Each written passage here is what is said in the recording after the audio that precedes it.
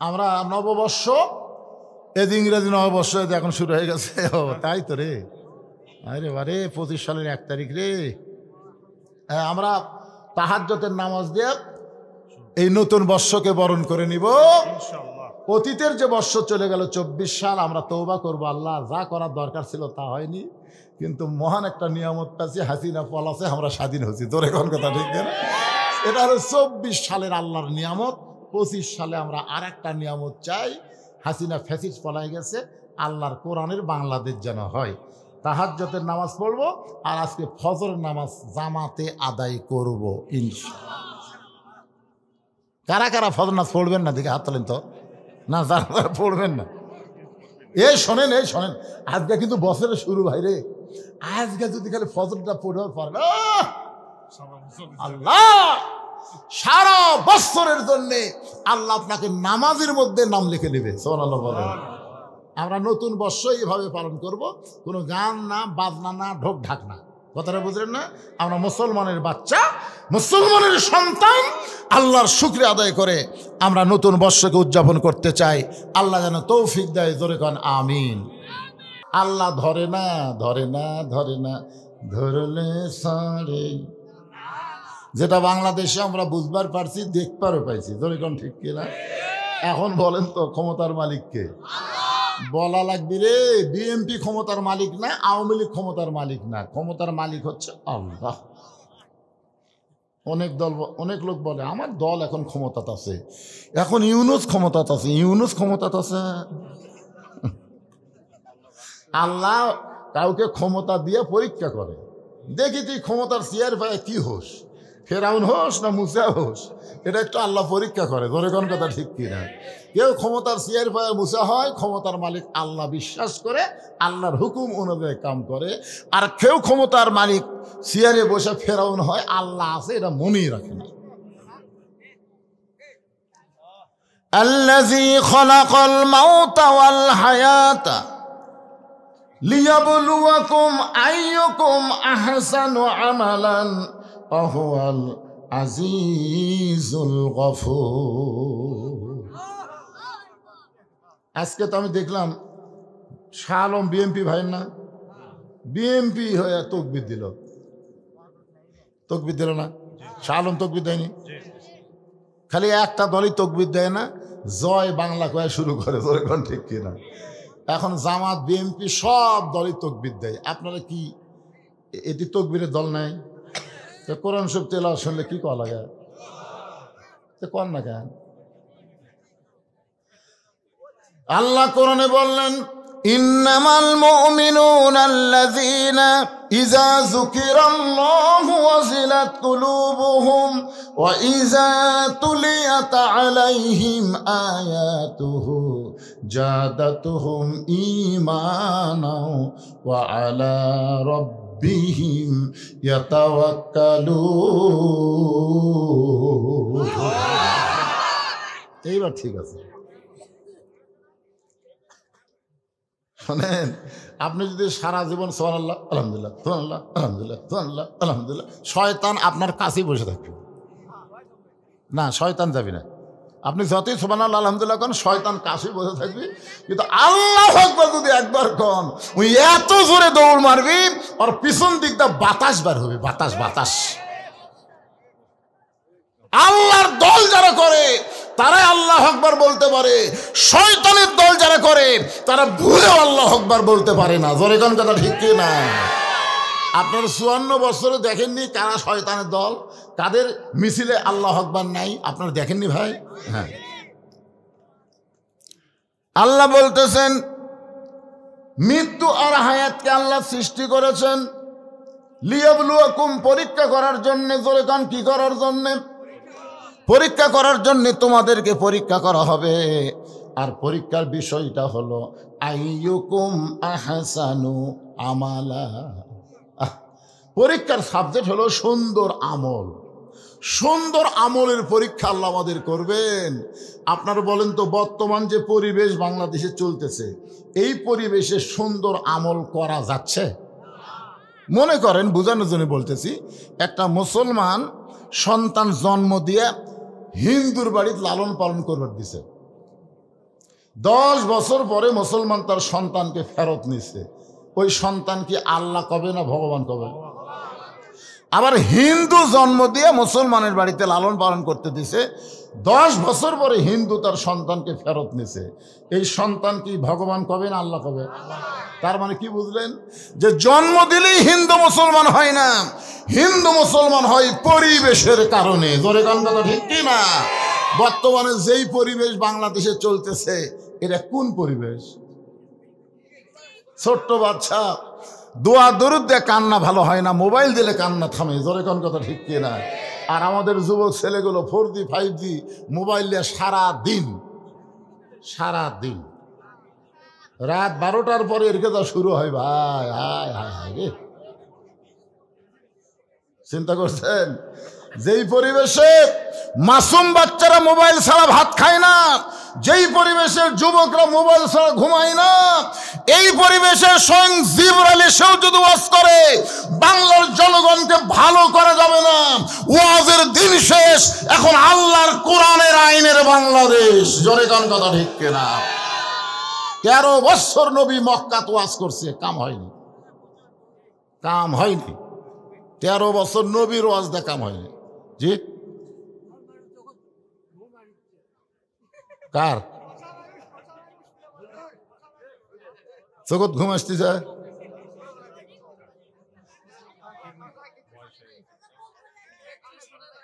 তো কানে শোনে না, তার আবার ঘুমি কি আছে এত নাকি? মানুষ একটা পাচ্ছেন বারে সামনে কাতার হচ্ছেন রে।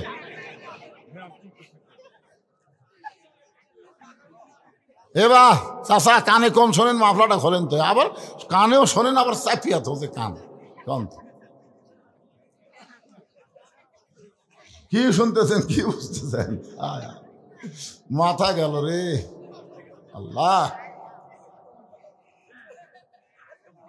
ছোট ছোট বাচ্চারা সব চেতন হয়ে হাসতেছে, আর মুরব্বী কয় শুনবার পারতেছি না, ঘুম ধরতেছে। হ্যাঁ, একটু মনোযোগ দেন, আমি কি বলতেছি খেয়াল করছেন? হ্যাঁ, আল্লাহর পরিবেশ, যেই পরিবেশে সুন্দর আমল করা যাবে। এখন সুন্দর আমল যদি আমরা করতে চাই, আহসানু আমালা, খুব খেয়াল করবেন, সুন্দর আমল যদি করতে চাই, সুন্দর একটা কি লাগবে? পরিবেশ লাগবে। জোরে কোন কি লাগবে? পরিবেশ লাগবে। সুন্দর একটা পরিবেশ যদি তৈরি করতে চাই, তাহলে সুন্দর একটা সমাজ লাগবে। জোরে কোন কি লাগবে?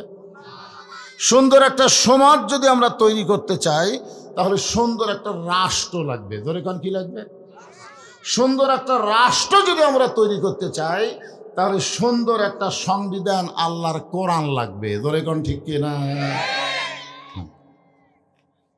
এখন আপনাদের কাছে আমার প্রশ্ন হলো, এই কোরআন দেয়া যখন বাংলাদেশ চলবে, তখন বাংলাদেশের কোরআনের নেতাগুলা কেমন হবে? আর কোরআন যারা গ্রহণ করবে তারা কেমন কর্মী হবে? এই জিনিসটা আমাদের দেখার দরকার আছে না নাই? একটু মনোযোগ দিয়ে শুনবেন। আল্লাহর কোরআন দিয়ে যখন বাংলাদেশ চলবে, তখন এই বাংলাদেশের একজন নেতা কেমন চরিত্রের মানুষ হবে, তার চাল চরিত্র কেমন হবে, আর যারা কোরআন অনুযায়ী চলবে তখন তাদের অবস্থাটা কেমন হবে, এটা বোঝানোর জন্য বলতেছি। আল্লাহর নবীকে যিনি হত্যা করার জন্য রওনা দিয়েছিলেন, তার নাম হলো হযরত ওমর। কিন্তু আল্লাহর কোরআনের পরশে এমন একটা ভালো মানুষ হয়ে গেলেন, এক সময় আল্লাহ তাআলা এই কোরআন দিয়ে হযরত ওমরকে অর্ধ পৃথিবীর খলিফা বানায় দিলে। মসজিদের মেম্বরে বসে হযরত ওমর নিজের গালে নিজে চড় মারতেছেন। ডান হাতে ডান গালে চড় মারে, বাম হাতে বাম গালে চড় মারে। ওসমান গনি বলে, আমির আল মুমিনিন, আপনি কি পাগল হয়ে গেলেন? নিজের গালে নিজে কেন চড় মারতেছেন? ওমর ফারুক বলে, ওসমান, আমার নফস আমাকে ধোকা দিয়েছে। মিন শাররিল ওয়াসওয়াসিল খান্নাস, আমার খান্নাস আমাকে বলেছে আমি নাকি অর্ধ পৃথিবীর খলিফা। ওসমান গনি বলতেছে, ঠিকই তো কইছে, আপনি তো অর্ধ পৃথিবীরই খলিফা। উমর ফারুক বলে, ওসমান, বর্তমানে আমি কি, এইটা কোনো মানুষ নয়, অতীতে কেমন ছিলাম, ভবিষ্যৎ আমার কি হবে, এই চিন্তা যারা করবে তারাই প্রকৃত মানুষ হবে। আমার কথাকে খেয়াল করলেন? আমি বর্তমানে চেয়ারে বসে যদি বলি কি হনু রে, আমার অতীতের খবর কি? অতীত আমার শ্বশুর বাড়ি কিন্তু শিবগঞ্জ। আমি অতীতে রাস্তায় রাস্তায় খাতা নিয়ে ঘুরতাম, রাস্তায় রাস্তায় কোনো টুপিওয়ালা মানুষকে দেখলে বলতাম, ভাই আমাকে একটু দাওয়াত দেন তো, ওয়াজ করে পারি। তখন না না, আমরা যে বক্তার কাছে যাচ্ছি তার কাছে আগে যাই। 10 জনকে বললো, একজন আমাকে দাওয়াত দেয় না। ঘুরে ঘুরে আমি দাওয়াত পাইনি। এটা হলো আমার অতীত। আর আমার বর্তমান হলো দাওয়াতের ঠেলায় আমি 3 তলা লুকা থাকি, সিসি ক্যামেরা দিয়ে দেখি। আর আমার মাদ্রাসার মুহূর্তে আমি সেইটাকে বলি, যেভাবেই হোক ফিরিয়ে দাও, ফিরিয়ে দাও, আমার তারিখ লওয়ার কোনো জায়গা নাই। এটা হলো আমার বর্তমান। আর আমার ভবিষ্যৎ হলো মসজিদের খাটনি আমার বাড়ির আঙ্গিনাতে আসবে, রঙিন কাপড় খসে সাদা কাপড়ের কাপড় দিয়ে চকলেটের মতন মুড়াইয়া আমাকে অন্ধকার কবরে নামায় দিবে। জোরে কোন কথা ঠিক কি না? তাহলে আমার অতীত আমি কি ছিলাম, ভবিষ্যতে কোথায় যাব, বর্তমানে কি হনু রে। ওমর ফারুক বলে, ওসমান, অতীতে আমি খালার বাড়িতে রাখালি করতাম। ছাগল চড়াইতে গেলে বিকেলবেলা যখন ফেরত আসতাম, খালা আমাকে বলতো, ওমর কয়টা ছাগল নিয়ে গেলে, কয়টা ফেরত আনলা? আমি ছাগলের পাল গোনা দেখি 2-4টা ছাগল কম, আমি আবার দৌড় দিতাম। ওই পাহাড়ি এলাকায় ছাগলগুলো খুঁজে খুঁজে এনে যখন খালারে জমা দিতাম, খালা আমার মাথার চুল ধরে বলতো, ওমর আজকে যেই ভুল করেছ, আগামীকাল যদি একই ভুল করো, তোমার রাখালির চাকরি কিন্তু ক্যান্সেল হয়ে যাবে। আমি খালার পা ধরে বলতাম, খালা রাখালির চাকরি ক্যান্সেল করে দিলে আমি থাকবো কোথায়, খাবো কি? একদিন যে ওমর রাখালির চাকরি রক্ষা করার জন্য খালার পা ধরে কেঁদেছে, আজকে সেই ওমর অর্ধ পৃথিবীর খলিফা হয়েছে। এটা ওমরের যোগ্যতাই নয়, এটা কেবলমাত্র আল্লাহর কোরআনের ওসিলা। আজকে আমাকে এত সম্মান আপনারা দিচ্ছেন, এটাই কালো মানুষের যোগ্যতা নয়, এটা কেবলমাত্র আল্লাহর কোরআনের ওসিলাই। জোরে কোন কথা বলেন না কেন? আজকে সেই কোরআনের মাদ্রাসা ভিক্ষা করে চলাতে হয়, দান সাদকা দিয়ে চলাতে হয়, আর একদম বাকদম কলডম সাথে ঢাকঢোল লোক ঝাঁঝর বাজে এই মিথ্যা শিক্ষা যারা দেয়, সেখানে সরকার হাজার হাজার কোটি টাকা বেতন দেয়। জোরে কোন কথা ঠিক কিনা? মুসলমান, আর শয়তানের দিন নাই। আগামীতে আল্লাহর কোরআনের বাংলাদেশ আমরা নিজের চোখে দেখতে চাই। জোরে কোন কথা ঠিক কিনা? সমস্ত প্রাইমারি হাফেজি মাদ্রাসা করা হবে। কি মনে করতেছেন? একদম বাকডম আইরা আইটিয়ে নায়াভরা দিয়ে লালে গেল বোয়াল মাছে তাই না থেকে ভোদন নাচে, একটা শয়তানি শিক্ষা মুসলমানের জমিনে চলবে না। ইকরা বিসমি রাব্বিকাল্লাযী খলাক, খলাকাল ইনসানা মিন আলাক। জোরে বলেন কথা ঠিক কিনা? আর কতদিন, আর কতদিন এভাবে চলবে?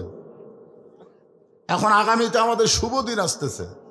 আপনার তো বসে আছেন খালি বিয়ার হাটে আর এই শিবগঞ্জের মধ্যে। এই মানুষটা গোটা বাংলাদেশ ঘুরতেছে, গোটা বাংলাদেশ, গোটা বাংলাদেশ ঘুরে দেখেছি। এবার কোরআনের যে জোয়ার উঠেছে, এই জোয়ারকারীকে থামাবার পারবে না। জোরে কোন কথা ঠিক না? তাই সামনে আসছে শুভ দিন, চিন্তা ভাবনা করে নিন। এখনই চিন্তা করে নেন, শয়তানের পক্ষে থাকবেন না কোরআনের পক্ষে থাকবেন, সিদ্ধান্ত নেন। আপনার মতো মানুষ যদি কোরআনের পক্ষে না থাকে, আল্লাহর কোনো ক্ষতি নেই। জোরে কোন কথা ঠিক কিনা? আর আপনি যদি কোরআনের পক্ষে আসেন, আপনারই লাভ হবে। এই কোরআনটা আসলে কেমন, এই কোরআনের পাওয়ারটা কেমন? অর্ধ পৃথিবীর খলিফা হযরত ওমর ছদ্মবেশে মদিনার অলি গলি ঘুরতেছেন শুধুমাত্র আল্লাহর কোরআনকে দেখার জন্য। আপনারা কিন্তু আইছেন কোরআন শোনার জন্য, শোনার জন্য না। আর ওমর ফারুক আল্লাহর কোরআন দেখার জন্য ঘুরতেছে। হঠাৎ হযরত ওমর দেখতে পাই 2 পাহাড়ের মাঝখানে বিস্তীর্ণ মরুভূমি। ওই মরুভূমির মধ্যে একজন রাখাল উট আর দুম্বা চড়ায়। হযরত ওমর আল্লাহর কোরআনকে দেখার জন্য রাখালকে সালাম দিলেন, আসসালামু আলাইকুম রাখাল ভাই, আমার পেটে ক্ষুধা লাগছে, আমি উটের এক পেয়ালা দুধ চাই। রাখাল মুসকি মুসকি হাসে। ওমর ফারুক বলে, রাখাল আমি তোমারে সালাম দিলাম, উটের দুধ চাইলাম, তুমি কোনো কিছু না কইরা মুসকি মুসকি হাসো, কারণ কি? রাখাল বলে, পথিক তোমার সালামের উত্তর দিব না, উটের দুধও দিবার পারবো না, আমি জানতে চাই তোমার পরিচয়। ওমর ফারুক চিন্তায় পড়ে গেলেন যে আমি অর্ধ পৃথিবীর খলিফা ছদ্মবেশে আল্লাহর কোরআন দেখার জন্য বের হয়েছি, এখন যদি আমার পরিচয় দেই তাহলে গুমর ফাঁস হয়ে যাবে। এমন সময় আল্লাহর কোরআন বলে, ওমর রাখাল যখন তোমার পরিচয় চাইছে, তুমি আসল পরিচয় দাও। তোমার আসল পরিচয় হলো মিল্লাতা আবিকুম ইব্রাহিম হুয়া সাম্মাকুমুল মুসলিমিন। তোমার আসল পরিচয় হলো তোমার জাতির পিতা ইব্রাহিম। মুসলমানের জাতির পিতাকে যারা বলবেন না, মুখ বন্ধ করে থাকবেন। এই সময় যদি মুখ বন্ধ করে থাকে, খবর আছে মানে মরার 2 ঘন্টা আগে মুখ বন্ধ, তাহলে ও করতে করতে জীবন থাকবে। আল্লাহ রাসূল বলেছেন, কোনো ব্যক্তি যদি সারা জীবন পাপ করে আর মৃত্যুর সময় কলেমা উচ্চারণ করে যদি মারা যায়, শুধু কলেমা মুখে থাকার কারণে আল্লাহ তার জীবনের সব গুনাহ মাফ করে দেয়, সব। ওই যে দেখেন, ওই যে একটা আছে, ওই আমাক খেয়াল করে টার্গেট মারছে, ওই যে খাড়া হয়ে আছে, দেখেন ওই যে পিছনে। না, ওই খারাপ হয়নি, ওর কোনো দোষ নাই, ওর কোনো দোষ নাই, দোষ হলো ওর মায়ের। কারণ একজন ভালো একটা সন্তান চাইলে ভালো একটা মায়ের দরকার। জোরে কোন কথা, ঠিক কেন? হ্যাঁ, এত মানুষ থাকতে আমার সঙ্গে টার্গেট মারে, তার মানে এত ছোট অবস্থায় টার্গেট মারে, ওই বড় হলে তো গুলি মারবি। জোরে কোন কথা, ঠিক কেন? ওই ছোট বাচ্চারে নিয়ে এসে আদর করে বসে দেন। কি বুঝতেছেন? আমাদের জাতির পিতার নাম কি? এতগুলো মরদ মানুষ, মুসলমান মানুষ বাড়ি, এটা কি হিন্দুরা আছে নাকি রে? আমাদের জাতির পিতার নাম কি? হুয়া সাম্মাকুমুল মুসলিমিন, যিনি তোমাদের নাম দিয়েছে মুসলমান। ওমর ফারুক বলতেছে, রাখাল আমার পরিচয় যখন জানতে চাও, আমার পরিচয় হলো আমি একজন মুসলমান। রাখাল মুসকে মুসকে হাসার বলে, আসল না নকল? ওমর ফারুক চুমকে উঠছে, কে রে, মুসলমান তো মুসলমানই, এর মধ্যে আসল নকল কি? রাখাল বলতেছে, আসল মুসলমান যারা হবে তারা চাওয়ার ব্যাপারে সতর্ক থাকবে, তারা কোনোদিন মহাস্থানে যাবে। মহাস্থানে যায় বাবা, বাবা আমার বাচ্চা হচ্ছিল, বাবা আমার দয়াল বাবার দরবারেতে কেউ ফিরে না খালি হাতে। আপনার বলেন তো, সুলতান বলকি মহেশ্বর পশুরামের সাথে কি করছে? এ জোরেগান কি করছে? বাতিলকে উৎখাত করে হকের বাতি জ্বালাইছে, আর পশুরামের গোষ্ঠীরা ওইখানে গাঁজা খায়া মেলা বসায়। জোরেগান কথা ঠিক কি না? আল্লাহর কোরআন যেদিন বাংলাদেশে চালু হবে, মহাস্থানে কোনো গাঁজার আসর চলবে? কি মনে করতেছেন গাঁজা খাবো? একটু মনোযোগ দেবেন। রাখাল বলতেছে, রে তুমি যদি মুসলমান হও, মুসলমান চাওয়ার ব্যাপারে সতর্ক থাকবে, দরকার হলে মুসলমান ফাঁসির মঞ্চে যাবে, কিন্তু রাষ্ট্রপতির কাছে বাঁচার দরখাস্ত লিখবে। এরকম মুসলমানকে আপনারা বাংলাদেশে দেখেন নাই? দরকার হলে ফাঁসির মঞ্চে যাবে, কিন্তু রাষ্ট্রপতির কাছে দরখাস্ত লিখবে না। পথিক, তুমি যদি আসল মুসলমান হও তাহলে তুমি দুধ চাইলা কার কাছে? ওমর ফারুক চোখের পানি বের করে কান্দে আর মনে মনে কয়, আল্লাহ, কোরআন দিয়ে যখন দুনিয়া চলবে, উমর যদি ভুল করে একটা রাখাল পর্যন্ত ভুলটা ধরতে পারবে। ওমর ফারুক বলেন, রাখাল ভাই চাওয়ার ব্যাপারে আমার ভুল হয়ে গেছে। রাখাল বলতেছে, ভুলটা যখন স্বীকার করছো তাহলে তওবা করো। আপনার বলেন যে তওবা করার সুযোগ আছে না নাই? এতদিন তারা আওয়ামী লীগ করেছে, এখন দেখতেছে সব বড় বড় নেতা পলে গেছে, চামচাগুলা খেলা হাউমাউ করতেছে। আমি তাদেরকে বলি, তোমরা যদি বুঝতে পারো আওয়ামী লীগ দল করা ভুল হয়ে গেছে, তাহলে এখন তওবা করো।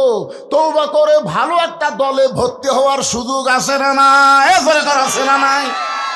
যে লোকটা মাগরিবের নামাজ পড়েনি, এশার নামাজ পড়েনি, ওই ওয়াক্ত নামাজ না পড়ে আওয়াজ শুনতেছে, আপনারা কি জানেন যারা নামাজ পড়ে নাই তাদের রেজাল্ট কি? রাসূল বলেছে, লা সলাতা লা ঈমানা, যার নামাজ নাই তার ঈমান নাই। লা সলাতা লা দীন, যার নামাজ নাই তার কোনো ধর্ম নাই। বাইনাল আবদ ওয়াল কুফরি তরকুস সালাত, বান্দা কাফের মধ্যে পৃথক করার জিনিসটার নামই হলো নামাজ। যারা মাগরিব এশার নামাজ না পড়ে ওয়াজ শুনতেছে, এরা কিন্তু নামে মুসলমান কিন্তু কামে হলো কাফের। ধরে কোন ঠিক কিনা? কিন্তু এই মুহূর্তে যদি তারা নিয়ত করে, এই মুহূর্তে যদি তারা মনে মনে নিয়ত করে, আল্লাহ ফজরের নামাজ থেকে আর বাকি নামাজ বাদ দিব না, আল্লাহ বলে, বান্দারে নিয়ত করার সঙ্গে সঙ্গে তোর তওবা হয়ে গেল, আমি আল্লাহ তওবা কবুল করে যত নামাজ না পড়ার পাপ হয়েছে আমি সব পাপকে মাফ করে দিলাম। এখন বলেন, ভুল করে যদি আমরা মাপ চাই, মাপ পাওয়ার সুযোগ আছে না নাই? রাখাল বলে, পথিক চাওয়ার ব্যাপারে যখন ভুল স্বীকার করেছে তুমি তওবা করো। উমর ফারুক বলে, রাখাল ঠিক আছে আমি তওবা করতেছি। রাখাল বলে, তুমি মূর্খ মানুষ, তুমি তওবা কেমনে করবা? বরং আমি তওবা করাই, তুমি আমার সঙ্গে তওবা পড়ো। উমর ফারুক বলে, রাখাল আমি মূর্খ এই কথা তোমাকে কে কইল? রাখাল কয়, আমি বুঝি না, চাওয়ার ব্যাপারে যে সতর্ক হয় না সে হলো সবচাইতে বড় মূর্খ।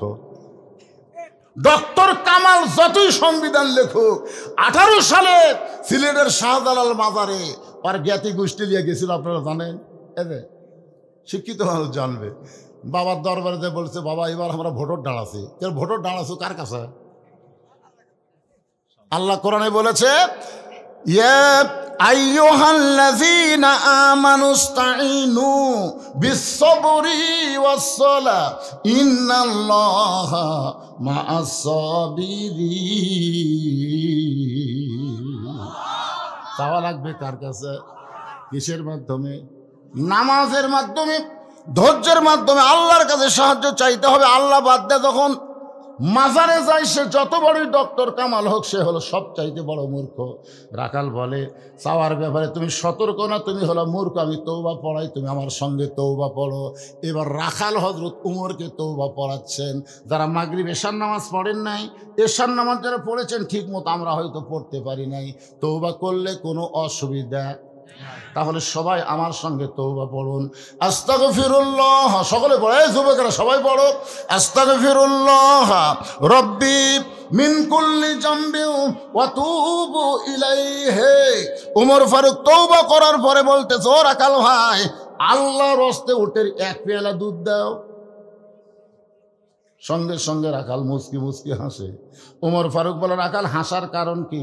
বলে, তওবা করার পরে তুমি আবার মুনাফিকি করলে। যেই কইছে মুনাফিকি, বুঝলেন, উমর ফারুকের চেহারা রক্তের মতো লাল হয়ে গেছে। এই রাখাল, এই আমার মধ্যে মুনাফিকের কি দেখলে? রাখাল কয়ে, এত গরম হোস করে তুই? রাখাল কি জানে এটা কে জানে? তাই তুই এত গরম হোস কেন? তুই চিন্তা করে দেখ, লিমা তাকুলু মা লা তাফালুন, তোর মুখের সাথে মনের মিল নাই। তুই সত্যি করে বলতো, আমি কি উটের মালিক? আমি যদি উটের মালিক হইতাম, তুমি আমাকে রাখাল বললা কেন? আর যখন আমাকে রাখাল বলেছ, তখন তোমার মন বলতেছে আমি উটের মালিক না। মালিক বাদ্দা রাখালের কাছে আল্লাহর হস্তে চাইলেও রাখাল দিবার পারবে, যার প্রমাণ আমি নিজে। আপনার এক মাহফিলে ওয়াজ করে কেবল নিচে নামছি, ইতিমধ্যে এক লোক 100 টাকার কসকসা নোট এনে হাতের মধ্যে কয়, হুজুর দোয়া করেন। টাকা পকেটে থুয়ে বলি, বাবা কিসের দোয়া? বলে, আমার বইয়ের পেটে বাচ্চা চাইছে, হুজুর আল্লাহ যেন একটা পুত্র দেয়, দোয়া করেন। তখন আমি 200 টাকা বের করে দিলাম। কয়, হুজুর আমি তো টাকা চাইনি। পাগলা, তুই তো জানিস না রে, আমি 3 মেয়ের বাপ, আল্লাহ আমাকে কোনো পুত্র দেয়নি। প্রথম মেয়ে যখন হলো, পরের বার বইয়ের পেটে যখন বাচ্চা আইলো, আমি খুবই কান্দিছি, আল্লাহ একটা মেয়ে তো দিছো, একটা ছেলে দাও, আমার দোয়া দিয়ে যদি আমার বইয়ের পেটেরটাই পুত্র না হয় তো তোর বইয়েরটা হবে। তখন বলে হুজুর তাহলে আপনি টাকা আপনি নেন, আমারটা আমার দেন। ওরে টাকা দিলেই মারতেছে, দৌড়ে। আমি কোথায় যাবি? বলে যে হুজুরের বেটা ছাওয়াল আছে। আমি বললাম কোনো হুজুরের কাছে না, কোনো বাবার কাছে না, কোনো পীরের কাছে না, বাবার যদি চাও মালিকের কাছে চাও। জোরে কোন কার কাছে? রাখাল বলে পথিক, সত্যি যদি আল্লাহর হস্তে উঠের এক ফেলা দুধ চাও, তাহলে এখানে মালিকের বাড়ি হলো 10 মাইল দূরে।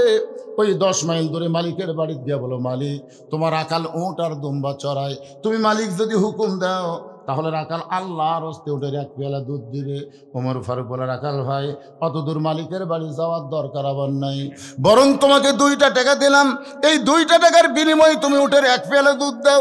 রাখাল মুসকি মুসকি হাসার বলে, পথিক তুমি কি হযরত ওমরকে চেনো? কাকে বলতেছে? হযরত ওমরকে। রাখাল বলতেছে, পথিক তুমি কি হযরত ওমরকে চেনো? যদি ওমরকে চিনতা তাহলে এরকম বেসাইদা কথা বলতা না।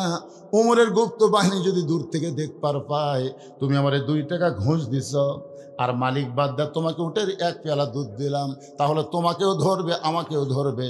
এই বুড়া বয়সে কি তুমি ধরা পড়বার চাও? ওমর ফারুক বলে, রাখাল ভাই তাহলে চলো পাহাড়ের গুহার মধ্যে যাই, ওই গুহার মধ্যে গিয়ে তোমাকে গোপনে 2টা দিরহাম দিব, তুমি গোপনে উঠে এক পেয়ালা দুধ দিবে, ওমরের গুপ্ত বাহিনীও দেখতে পাবে না, তোমার মালিকও জানতে পারবে না। রাখাল চিল্লায় বলে, তুমি ভণ্ড, তুমি ভণ্ড, তুমি ভণ্ড। ওমর ফারুক বলে, রাখাল আমার মধ্যে ভণ্ডামির কি দেখলাম? রাখাল বলে, পথিক রে ওই পাহাড়ের গুহার মধ্যে দেওয়া নেওয়া করলে ওমরের গুপ্ত বাহিনী দেখতে পাবে না, আমার মালিক জানতে পারবে না, কিন্তু রাখালের আল্লাহ দেখতে পায়। যেই কইছে রাখালের আল্লাহ দেখতে পায়, হযরত ওমর এক দৌড়ে পাহাড়ের পাদদেশে গিয়া 2 রাকাত নামাজ পড়ে আল্লাহর কাছে কাঁদতেছে আর বলতেছে, আল্লাহ তোমার কোরআন এত সুন্দর, আল্লাহ গো আজকে আমি বাস্তব কোরআন রাখালের মধ্যে রেখেছি, আসলে রাখাল না, রাখাল যেন তোমার বাস্তব কোরআন। আল্লাহ তোমার কোরআন এত সুন্দর, তোমার কোরআনের আইন যখন দুনিয়াতে চালু থাকবে তখন কেউ না দেখলেও আল্লাহ দেখবে, এই বিশ্বাস প্রত্যেকটা মুসলমানের কলিজার মধ্যে ঢুকবে। কেউ না দেখলেও কে দেখতেছে? আর আসলে নামাজ পড়ে জমির ধান দেখবার গেছে, যা দেখে উপর জমির পানি চলমল করতেছে, নিচে ওর জমির পানি নাই, চারিদিকে তাকায়, তাকে দেখে কেউ নাই, আস্তে করে বসে কাটা দিয়ে ওই পানি দিয়ে হাত ধসে ধুই আবার দাঁড়ায় চারিদিকে তাকায় বলতেছে, আলহামদুলিল্লাহ কেউ দেখেনি, কেউ দেখেনি। সকালবেলা ভোট হয় দিনের বেলা, আর গল্প করতেছে সকালবেলা, তুই রাত্রে কয়টা মারছ? তো কয় ভাই রে মার্কা ঠিক মতো দেখা যায় না তো, এই জন্যে মোমবাতি জ্বলে নৌকা মার্কা 100টা মারছি ভাই। 5 লাখের মোমবাতি জ্বলাছো করে, আমি মোবাইলের বাতিতে 200টা মারছি রে, খালি মার্কার চিটচিং চিটচিং করেছে, কেউ দেখে আরে পাগলা দরজা জানলা বন্ধ করে মারছি রে, দেখবি কে? তখন 2 কান্দে 2 ফেরেশতা আল্লাহ বলতেছে, আল্লাহ এরা যে গল্প করতেছে কেউ দেখেবি, তাহলে আমরা 2 ফেরেশতা কি করতেছি? তখন আপনারা বলেন 2 কান্দে 2 ফেরেশতা কি করতেছে? দেখেনি, লেখেনি, লেখেনি তো লেখবার যখন যাচ্ছে তখন বলতেছে, আল্লাহ একজন বাপের বেটা একটা ভোট দিবি, কিন্তু এরা যে 200টা দিল, এরকে বাপ কয়টা? আল্লাহ বলতেছে, যারা 1-এর অধিক ভোট দিল তারকে ওটি লেখা তো জাউরে। কি লেখা তো? জাউরে। যারা 1টার বেশি ভোট দিয়েছে এরা কেউ বৈধ সন্তান না, এরা হলো জাউরা সন্তান। কথা কর না, এ কথা কর না কেন? তোর বাপ কয়টা, তুই ভোট দিল কয়টা? মনে করতেছেন আপনি ছাড় পাইয়া যাবেন? ফুলগুলো হয় অভিমানে ঝরে যায়, আমি মালা গেথে বলো কারে পরাবো, সে যে কেন এলো না, কিছু ভালো লাগে না, কবরে আসুক তারে আমি সিল মারিব।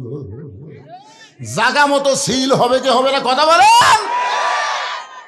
ওমর ফারুক 2 রাকাত নামাজ পড়ে কান্দের বলে, আল্লাহ তোমার কোরআন এত সুন্দর, আমি রাখালকে দেখি নাই, রাখালের ভিতরে আল্লাহ তোমার কোরআন দেখতে পায়। এমন সময় রাখাল পিছনে এসে বলতেছে, পথিক যতই কান্দ উটের দুধ দেওয়া গেল না। ওমর ফারুক বলে, রাখাল ভাই, উটের দুধের কোনো দরকার নাই, বরং তোমার কাছে আমি জানতে চাই, তুমি না দেখা আল্লাহকে কলিজার মধ্যে জায়গা দিয়ে আল্লাহর কোরআন অনুযায়ী চলতেছ, এর বিনিময়ে তোমার চাহিদা কি? 50 বছর কোরআনের হক তাফসির করে 13 বছর জেলখানায় বন্দি থেকে হাসপাতালে ভর্তি করা হলো। আপনারা বলেন তো, এরপরেও আল্লামা সাইদি হুজুরের চাহিদা কি? একটা চাহিদা নাই? তুমি একটা রোদে পুড়ে পুড়ে উর্দুম সরাও, তোমার একটা ভালো খাওয়া নাই, ভালো বাড়ি নাই, এরপরেও তুমি আল্লাহর কোরআনে চলো। রাখাল, তোমার চাহিদা কি? সঙ্গে সঙ্গে রাখাল চোখের পানি বের করে বলে, পথিক, আমার চাহিদার কথা যখন শুনতে চাও, আমার চাহিদা হলো রব্বানা, সকলে পড়েন, রব্বানা আতিনা ফিদ দুনিয়া হাসানাতাও ওয়া ফিল আখিরাতি হাসানা ওয়া কিনা আযাবান্নার। ওমর ফারুক বলে, রাখাল ভাই, আমি মূর্খ মানুষ ভাই রে, আমি মূর্খ রে ভাই, তোমার কাছে চাহিদার কথা শুনতে চাইলাম আর তুমি কোরআনের আয়াত শোনায় দিলাম। রাখাল বলে, তুমি আসলেই মূর্খ। এই আয়াত দিয়ে আমি 2টা চাহিদার কথা বুঝাইলাম, একটা হলো আতিনা ফিদ দুনিয়া হাসানা, একটা হলো দুনিয়ার সৌন্দর্য, একটা হলো অফিল আখিরাতে হাসানা, আখিরাতের সৌন্দর্য। দুনিয়ার সৌন্দর্য হলো মহামানব হযরত ওমরকে আমি রাখাল এক নজর দেখতে চাই। যে ওমর আল্লাহর কোরআন দিয়ে রাষ্ট্র চালায়, সেই উমরকে যদি একটা বার দেখতে পাইতাম ভাইজান, তাহলে আমার দুনিয়ার চাহিদা আল্লাহ পুরা করত। কি চাহিদা? উমরকে দেখাল না, একটা ভালো নেতা দেখা রে পাগলা, আগামীতে সবাই ভোট চাবার আসবি। নামাজের সময় হলে যেই নেতা নামাজ পড়াবার পারবি, কতগুলো নেতা পড়বি, কতগুলো পড়াবি, কোনটা ভালো নেতা একটু খেয়াল করে শুনবেন। আমার সারা জীবনের সাধনা হযরত ওমরকে আমি এক নজর দেখতে চাই, এক নজর। জোরে কোন কয় নজর? আমার দুনিয়ার সৌন্দর্য হলো মহামানব হযরত ওমরকে দেখতে পাইলে দুনিয়ার আশা আমার শেষ। আমার 2 নম্বর চাহিদা হলো, আমি রাখাল যখন মরে যাব, অধম রাখালকে আল্লাহ যেন জান্নাত দেয়। সঙ্গে সঙ্গে হয়তো তোমার দৌড়ে এসে রাখালের হাতটা খপ করে ধরে 3 বার চুমা খাস। রাখাল কয়, পাগলা নাকি? আমার ঘামা হাতে তুমি 3 বার চুমা খাওয়ার কারণ? ওমর ফারুক বলে, রাখাল ভাই, তোমার 2 নম্বর চাহিদা আল্লাহ পুরা করছে, মরার সাথে সাথেই আল্লাহ তোমাকে জান্নাত দিয়ে দিবে। আপনারা সুবহানাল্লাহ করলেন, কিন্তু রাখাল সুবহানাল্লাহ কয় না।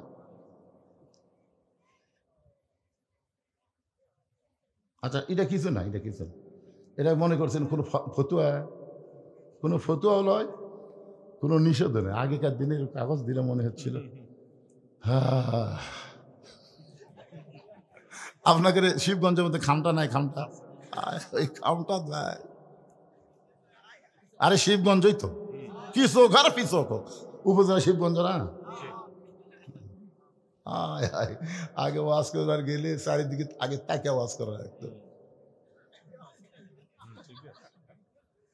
বাড়ির থেকে বউ বলে দিত, পুলিশের গাড়ি, র্যাবের গাড়ি, এগুলো যদি থাকে, আর হাসিনার যদি ক্যাডার থাকে, যারা আল্লাহ রাসূলের চাইতে হাসিনাকে বেশি ভালোবাসে, এইরকম কিছু বেজন্মা ছিল না? তখন বেজন্মা, এই শালা বেজন্মরা আল্লাহ রাসূল ছিল না, কালে হাসিনা। এইরকম ক্যাডার যদি থাকে, তাহলে তেল তেলা বাস করবেন, তেল তেলা, ধরা যান না পড়ে। আমাদের একটা বক্তার বউ আজরাইল ধরবি এ কথা মনেই নেই, খালি পুলিশ ধরার চিন্তা নিয়ে ব্যস্ত। আরে এই স্লিপ দিতে মনে করছেন সেই স্লিপ? এখন আপনাকে শিবগঞ্জ থানার কোনো ওসি আসুক না, কত বড় বাপের বেটা।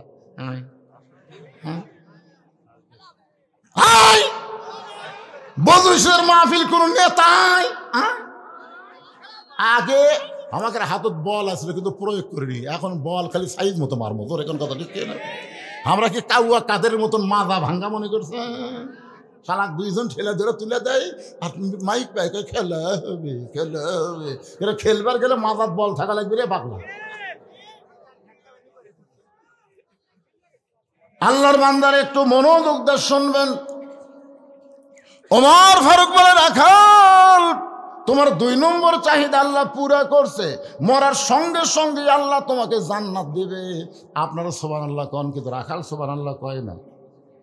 ওমর ফারুক বলে, রাখাল তোমার কি বিশ্বাস হয়নি? তাহলে আমি কোরআন শরীফ পড়ি। এবার হযরত ওমর রাখালের কাছে কোরআন শরীফ পড়ে বিশ্বাস করাচ্ছে। ইন্নাল্লাযীনা ক্বালু ربنا الله ثم استقاموا تتنزل عليهم الملائكة ألا تخافوا ولا تحزنوا وأبشروا بالجنة التي كنتم توعدون।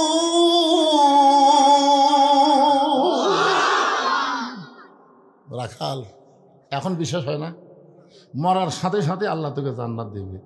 রাখাল খালি মুচকি মুচকি হাসে। ওমর ফারুক বলে, হাসিস কেন? বলে, মরে গেলে জান্নাত পাবো এ কথা ভালোই বলতিস, কিন্তু হযরত উমরকে এক নজর দেখতে পাবো এই লগত কথা বলতে তোর কোন জায়গাত বাজে? যে আমার শাহ আলম ভাই 1 লাখ টাকা বাকি দিয়ে গেল, জোরে কোন কথা ঠিক কিনা? লগত 50,000 টাকা দিলে তো কোন জায়গাত বাজে? হ্যাঁ, আরে পাগলা, মানুষ কিন্তু যা দেখে তাই বোঝে। আওয়ামী লীগের নেতার বিএনপির নেতা তো এক লয়। শাহ আলম ভাই তো টাকা দিবি না? যখন দিবে না অবশ্যই দিবে, কিন্তু আমরা তো এর আগে তো বহু আদায় করছি ভাই।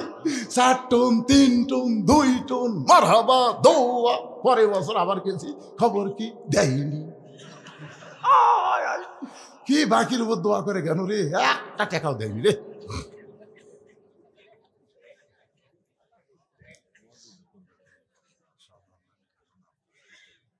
সবই জানি।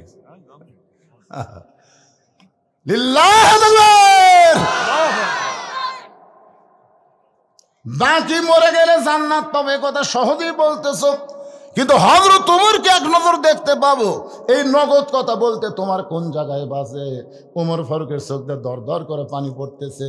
যে রাখাল আমাকে তওবা পড়াইছে, যে রাখাল আমাকে মুনাফিক কইছে, যে রাখাল আমাকে ভণ্ড কইছে, এখন যদি বলি আমি ওমর, বলাও সারা, রাখাল হার্ট ফেল করে মরাও সারা। জোরে কোন ঠিক কিনা? কি করছে? তওবা পড়াছে, মুনাফিক কইছে, ভণ্ড কইছে। এখন যদি বলে রাখাল ভাই তুমি যে ওমরকে দেখবার চাও আমি হইলাম সেই ওমর, দেখবার পারবি? শুনে এর নাম হলো হার্ট ফেল করা। ওমর ফারুক চিন্তায় পড়ে গেলেন, আমি ওমর এইটা রাখালকে কেমনে বলবো?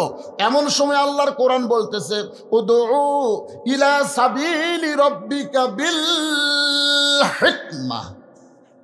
রাখাল সত্যি যদি ওমরকে দেখতে চাও তাহলে তোমাকে ফজরের নামাজ সামনে কাতারে আদায় করা লাগবে। ফজরের নামাজ যদি সামনে কাতারে আদায় করো, মেহরাবের মধ্যে যেই মানুষটাকে ইমামতি করতে দেখবে সেই মানুষটি হলেন হযরত ওমর। তার মানে কি বুঝলেন? আল্লাহর কোরআন দিয়ে যখন রাষ্ট্র চলবে তখন এমপিকে শুধু সংসদের মধ্যে ভাষণ দিলে হবে না, জুম্মাতেও খুতবা দেওয়া লাগবে। ধরে কোন ঠিক না? কেবল খুতবা দেওয়ার জন্য ওমর ফারুক দাঁড়াছে, মাঝখান থেকে একজন খাড়া হচ্ছে। ওমর ফারুক বললেন, এজলেস। না না, কি হয়েছে তোমার? বলে, আমার কোনো খাটো পাঞ্জাবি দিয়ে আপনি লম্বা জুব্বা করে খুতবা দেবেন?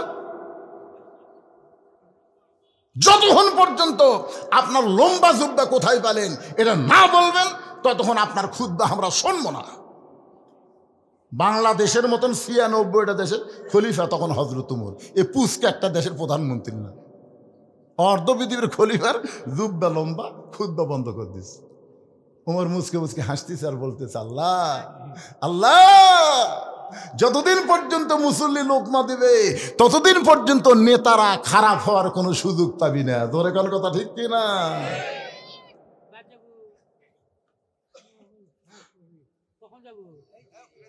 এরা দুইজন কি একই গ্রুপের নাকি? কে বাবা একই গ্রুপে?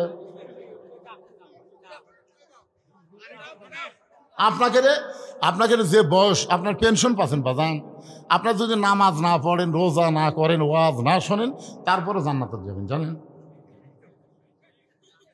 একটা বুড়াকে আল্লাহ জান্নাত দিবেন, একটা বুড়াকে দিবেন। এরকে জুয়ান বানে আল্লাহ জান্নাত দিবে। যৌবন বয়সে যে আল্লাহর ইবাদত করছে, ওই ইবাদতের কারণে এরা জান্নাত পায়। বুড়া মানুষ কানে শোনে না, এই কষ্টের মধ্যে ল্যাপটপ বাদ দিয়ে এই সামনে বসতে খালি ডিস্টার্ব করতে যায়। যে কয়টা মুরব্বী আছে, একটা মুরব্বীর দরকার নাই। আজকের ওয়াজ হলো যুবকদের ওয়াজ। জোরে কোন কথা ঠিক না? কোরআনের সৈনিক হওয়া লাগবে যুবকদেরকে। কারণ ভারত যখন বাংলাদেশকে আক্রমণ করবে, এই বুড়ারা সব ঘরের মধ্যে লুকাবে, আর আমরা যুবকেরা নেংটি করে 3 পাহাতা লাঠি দিয়ে বাড়ি মারবো, খুর দিয়ে চামড়া কাটা পোল্টে দেবো। ধরে কোন কথা ঠিক না?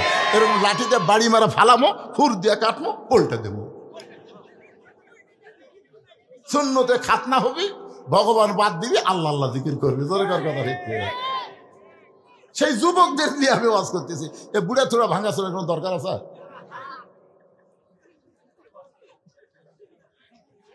না না, আপনি বলতেছেন, আপনি তো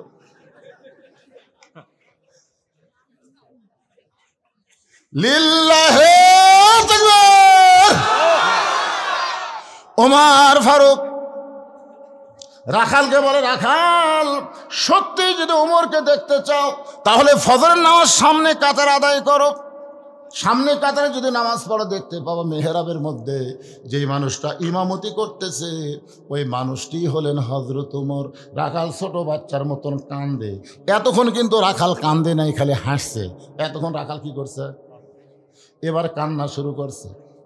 ওমর ফারুক বলে, রাখাল কান্দার কারণ কি? রাখাল বলতেছে, আমি বারান্দার নামাজ পড়ি, আমি মসজিদের ভিতরে ঢোকার সাহস পাই না। ওমর ফারুক বললেন, কেন ভাই, মসজিদের মধ্যে কেন ঢোকো না? বলে, মসজিদের মধ্যে দামি দামি সাহাবী, ওই দামি দামি সাহাবের মধ্যে আমি সাধারণ রাখাল কেমনে যাই? ওমর ফারুক বললেন, রাখাল, মসজিদের মধ্যে দামি দামি আর তুমি কম দামি, এই কথা তোমারে কে বুঝাইলো? আল্লাহর আইন হলো ইন্না আকরামাকুম ইনদাল্লাহি আতকাকুম। ওই ব্যক্তি সবচাইতে দামি হয় যার কলিজার ভিতরে আল্লাহর বেশি ভয়। আপনারা কি মনে করতেছেন আমি চেয়ারে বসে ওয়াজ করতেছি আমি দামি? এটা কখনোই দামি নিরূপণ করবেন। আল্লাহর কাছে দামি হলো যার তাকওয়া বেশি, সে আল্লাহর কাছে দামি বেশি। জোরে কোন সুবহানাল্লাহ। ওমরকে যদি দেখতে চাও তাহলে ফজরের নামাজ সামনে কাতার আদায় করা লাগবে। রাখাল বলতেছে, প্রতীক ভাই, তাহলে এশার নামাজ পড়ার পরে আজকে আর আমি বাড়ি যাব না। ওমর ফারুক বলেন, কেন? বলে, এশা পড়ে যদি বাড়ি যাই আর ফজর যদি সামনে কাতারে না পাই। ওমর বলে, রাখাল, 5 ওয়াক্ত নামাজের মধ্যে 3 ওয়াক্ত তাড়াতাড়ি, আসর, মাগরিব, এশা, এই 3 ওয়াক্ত তাড়াতাড়ি শেষ হয়, কিন্তু 2 ওয়াক্ত লম্বা কেন? এশা থেকে ফজর, ফজর থেকে জোহর, এই 2 ওয়াক্ত লম্বা কেন? তুমি কি বলতে পারো? রাখাল বলতেছে, আমি তো জানি না। ওমর ফারুক বলেন, তাহলে শোনো, ফজর থেকে জোহর আল্লাহ লম্বা সময় দিছে। ওই সময়ের মধ্যে তুমি আলু চাষ করবা, ওই সময়ের মধ্যে তুমি আলুর ওষুধ দিবা, ওই সময়ের মধ্যে তুমি আলুর বাগুড় বানবা, ওই সময়ের মধ্যে তুমি চাকরি বাকরি করবা, ওই সময়ের মধ্যে খেতে খামারে কাজ কাম করবা, ওই সময় কুলি মজুরি করবা। ওই লম্বা সময়ের মধ্যে কাজ করতে গিয়া তোমার দেহের যে ক্ষয় হবে, এশা থেকে ফজর লম্বা সময় তুমি যদি ঘুম পারো, ওই দেহের ক্ষয়টা আল্লাহ ঘুমের মধ্যে পুরা করে দিবে। তাহলে এশা থেকে ফজর যদি তুমি ধরবার চাও আর এই লম্বা সময় যদি ঘুম ধরে, তুমি কি করবা? রাখাল বলতে, যে ঘুম যদি ধরেই তো মসজিদের মধ্যে ঘুমায়া যাব। যেই বলছে মসজিদের মধ্যে ঘুমাবো, ওমর ফারুকের চেহারা রক্তের মতো লাল হয়ে গেছে। এই রাখাল, এই মসজিদের মধ্যে ঘুম পড়ার দলিল দে। তুই তো মসজিদে ঘুমাবো, তার একটা দলিল থাকা লাগবে না? লাগবে না? সবাই জোহরের নামাজ পড়ে চলে গেছে, ওরা 3 জন 4 ফ্যানতে গল্প করতেছে। 1-8 ঘন্টা হয় গল্প ছাড়ে না একেবারে।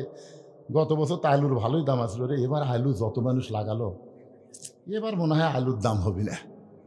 এই তুই সার কটে দিছিস, ওষুধ কেমনে দিছিস, এই গল্প করতেছি 1 ঘন্টা। কয় ঘন্টা? ফ্যান ঘুরতেছি 4টা, গল্প করে 3টা। ফেরেশতা বলতেছে আল্লাহ সবাই চলে গেল, এরা তিনজন যে ফ্যান ঘুরাইতেছে আর গল্প করতেছে 1 ঘন্টা ধরে, কি রেজাল্ট কি? আল্লাহ বলে এই যে তিনজন মাথার উপর ফ্যান ঘুরালো, নামাজ বাদ দেয় যত সময় মাথার উপর ফ্যান ঘুরিছে, এই ফ্যানের কারেন্টের বিল এই তিনজন আলাদাভাবে না দিলে এরা জান্নাত যাওয়ার পারবে না। কারণ মসজিদ আর বাপের ঘর না, ইচ্ছা মতো ফ্যান ঘুরাবি। ধরে কোন কথা কন না কেন? বরং আজানের গুরুত্ব দিও। 5 ওয়াক্ত নামাজের মধ্যে সবচাইতে গুরুত্বপূর্ণ আজান কোনটা? সবাই জোরে বলেন কোনটা? ফজরের। জোরে বলেন কোনটা? ফজরের আজানের মধ্যে কিন্তু একই শব্দ 2 বার বেশি কয়। 4 ওয়াক্ত আজানের মধ্যে সেইটা নাই। সেই শব্দটা কি যুবকেরা শুনবার পাও? পাও? এই যুবকেরা এই শুনবার পাও? তাহলে আজানের আগে তোমরা 3.5 হাত, আজানের পরে 2.5 হাত কেন হলে? মানে আজান যে দিচ্ছে আর কানের মধ্যে খারাপ লাগতেছে, 12টা পর্যন্ত ফেসবুক চালাতে, বুঝছেন না? মজার টাইমে, মজার ঘুমের টাইমে আজান আস্তে করে কম্বল মাথার উপর তুলে দেয়। এখন পাও বার হয়, পাও টেনে এনে বুকের সাথে লাগায়। বেড়া থেকে মনে হবে চাউলের বস্তা ঢাকাতে হচ্ছে, আগাও নেই মাথাও নেই। আপনি একবার বুদ্ধি করে যায় খালি আস্তে আস্তে, বিড়াল যেমন ইন্দুর ধরে, যে আস্তে আস্তে ওর খালি কম্বল টান দেবেন, টান দেওয়ার দিকটা মজার জিনিস দেখতে পাবেন। কম্বল টানতে দেখবেন, কম্বলের তলে ওর সাইজ, আর সকালবেলা সাইড ঠিবে কুত্তার সাইজ, একই সাইজ।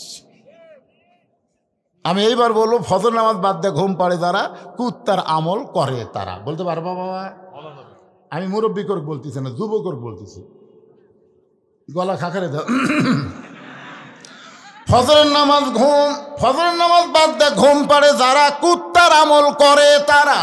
ফজরের নামাজ ঘুম পাড়ে যারা, কুত্তার আমল কি বলতেছে? ফজরের আজান শুনে ঘুম পাড়ে যারা, কুত্তার আমল। এরা হলো না, কুত্তা রাগ করবে।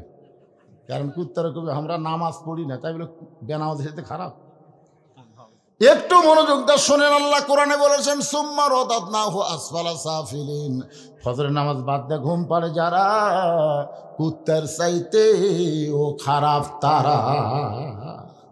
ওমর ফারুক বললেন, রাখাল আজানের গুরুত্ব দিও।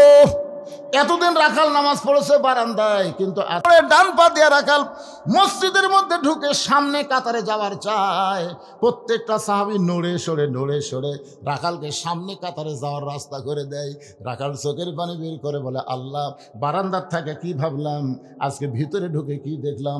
বারান্দায় থেকে মনে করেছিলাম ভিতরে দামি দামি, কিন্তু আজকে ভিতরে ঢুকে দেখতেছি আমিও যা এরাও তাই। এটা ভিতরে না ঢুকলে বোঝা যাবে না, কোরআনের বাহিরে থাকলে বুঝবেন না। এই কোরআনের ভিতরে আমাদের আসতে হবে। উদখুলু ফিস-সিলমি কাফা। পুরাপুরি ভাবে যদি কোরআনের ভিতরে আসেন, তাহলে দেখতে পাবেন ইসলামী কোনো আওয়ামী লীগ, বিএনপি, জাতীয় পার্টি, জামাত নাই। একই কাতারবদ্ধ হয়ে সবাইকে নামাজ পড়া লাগবে। জোরে কোন ঠিক কিনা ভাই? তুমি আওয়ামী লীগ করো, বাইরে করো, মসজিদের মধ্যে যখন ঢুকবে তখন আওয়ামী লীগ থাকবে না, বিএনপি করো, বাহিরে করো, মসজিদের মধ্যে বিএনপি থাকবে না। তুমি যদি জামাত করো, বাহিরে করো, মসজিদের মধ্যে থাকবে না। তুমি জাতীয় পার্টি যে দলই করো, বাইরে থেকে মসজিদের মধ্যে গিয়ে যদি দেখো আওয়ামী লীগ 4 আঙ্গুল সামনে গেছে, তুমি টান দিয়ে কাতারের মধ্যে নিয়ে আসো। বিএনপি যদি 4 আঙ্গুল পিছনে থাকে, তুমি ঠেলা দিয়ে তাকে কাতারের মধ্যে নিয়ে আসো। কারণ 14 দল 20 দল ভাঙ্গা মসজিদের মধ্যে সব এক কাতার।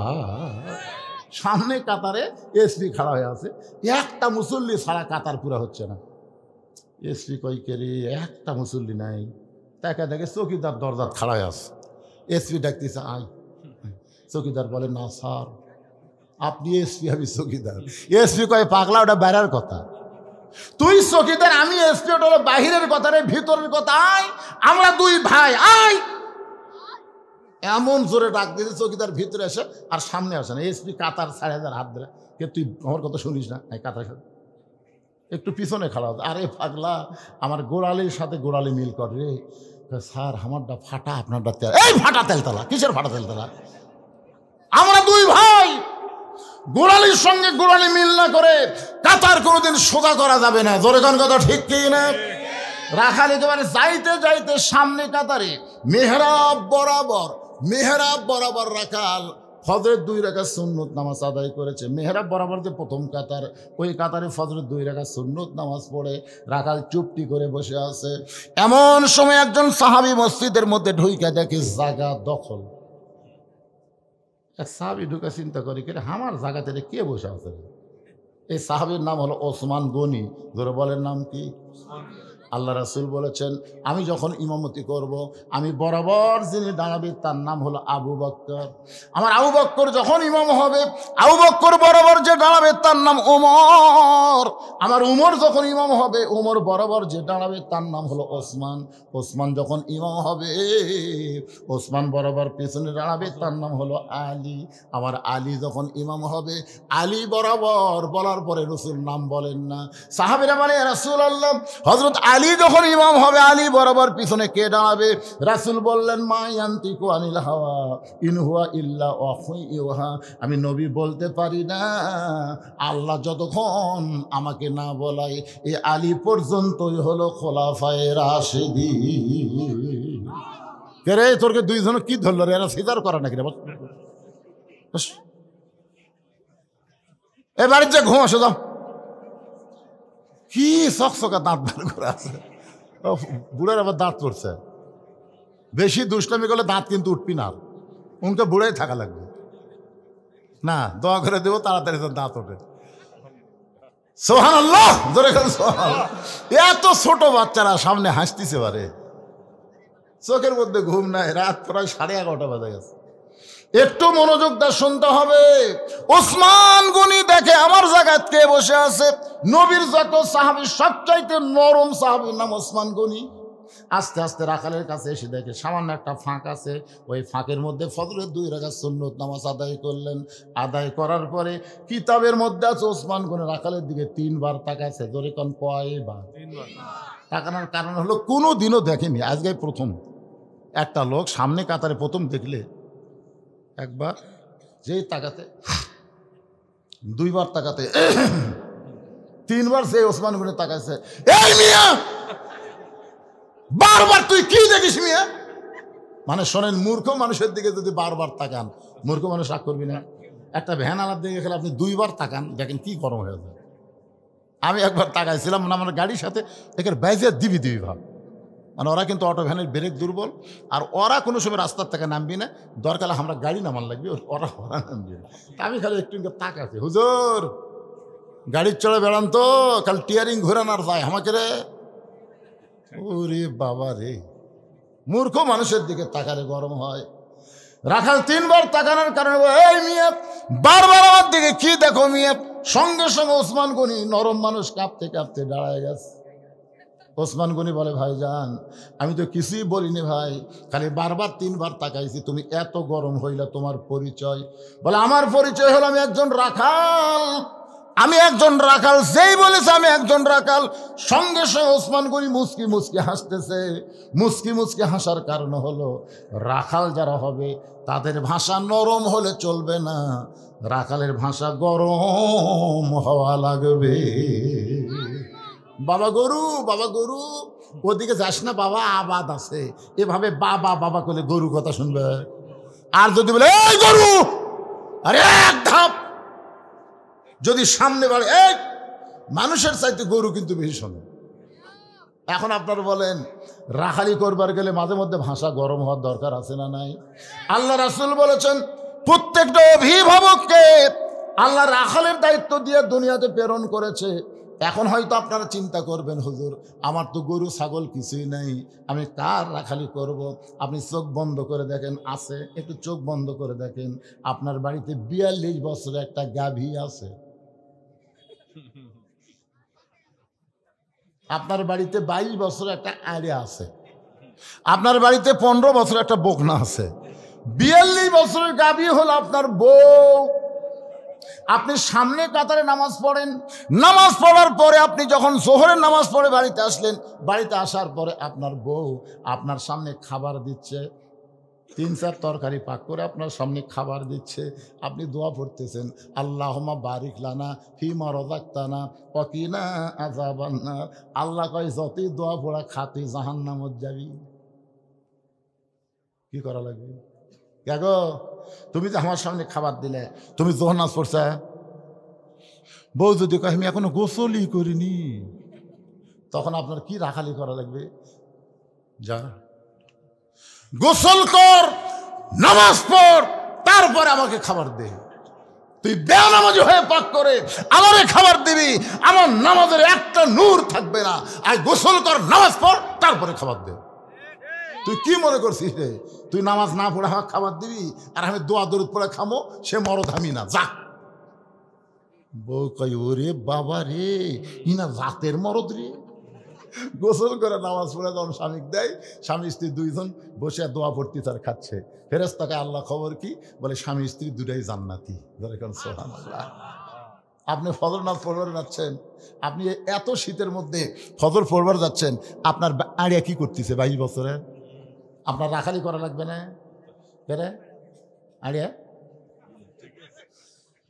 রাত 3টা পর্যন্ত ওই আর্জেন্টিনার খেলা দেখছে, মেসি কিভাবে গোল করে, কিভাবে বল মারে, সব কথার খেয়াল আছে। জোরে কোন কথা ঠিক কিনা? আর আজান দেওয়ার সাথে সাথে আপনার ছেলে আর চেতন নেই। আপনি জানেন না কুয়ান ফুজা কুমা হালিকুম নারা, জাহান্নামের আগুন থেকে বাঁচতে গেলে বাবা একলা বাঁচলে হবে না, আহাল পরিবার নিয়ে বাঁচা লাগবে। জোরে কোন কথা ঠিক কিনা? তাহলে আপনার ছেলে নামাজ পড়েন, আপনি নামাজ পড়বেন। 6 বছর থেকে নামাজের তালিম দেওয়া লাগবে, 10 বছর থেকে ঘাড়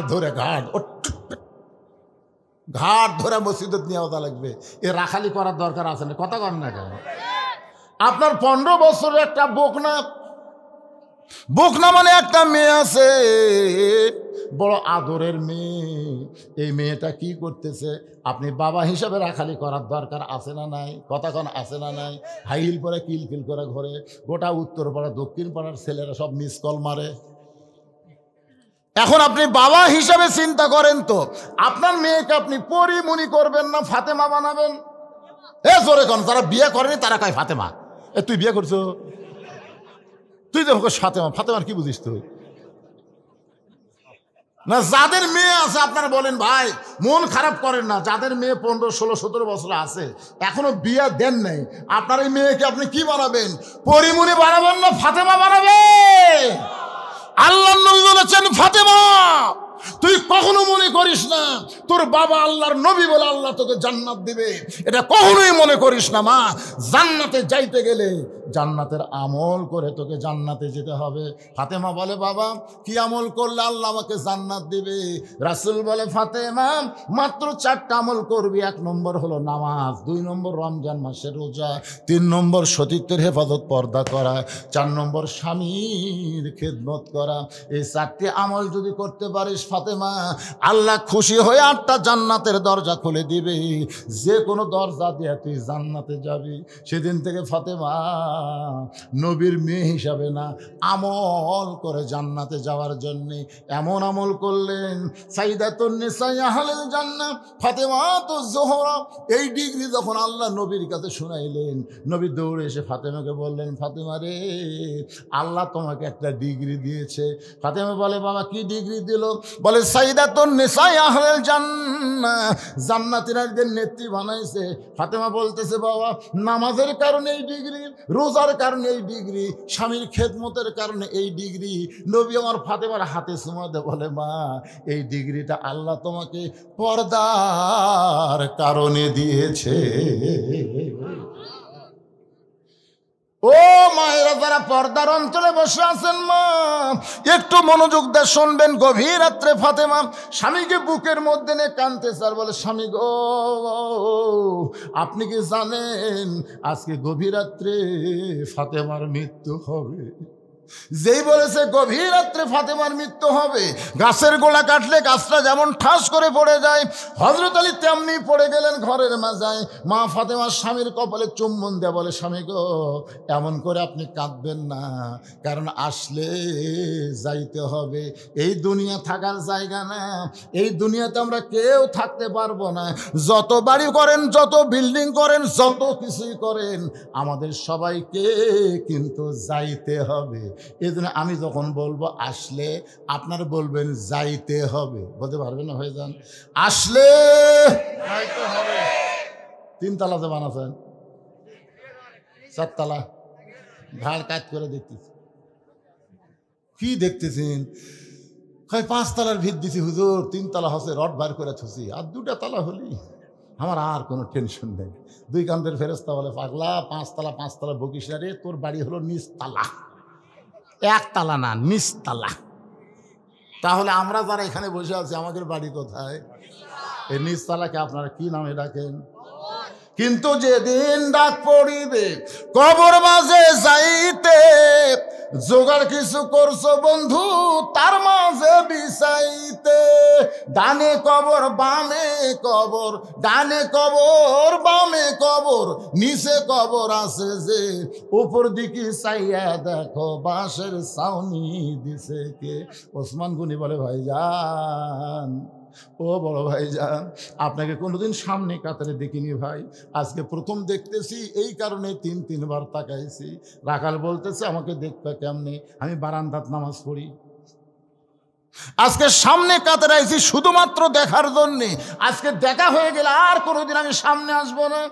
ওসমান গনি বলে, ভাইজান, আজকে আপনি দেখতে পাবেন, তার গ্যারান্টি কি? রাখাল বলে, আমার চোখের পাওয়ার ঠিক আছে, আমার চোখ ঠিক আছে, দেখতে পাবো। ওসমান গনি বলে, ভাইজান, আজকে কয়েক বছর হলে সামনে কাতারে নামাজ পড়ি, এখন পর্যন্ত দেখতে পাইলাম না।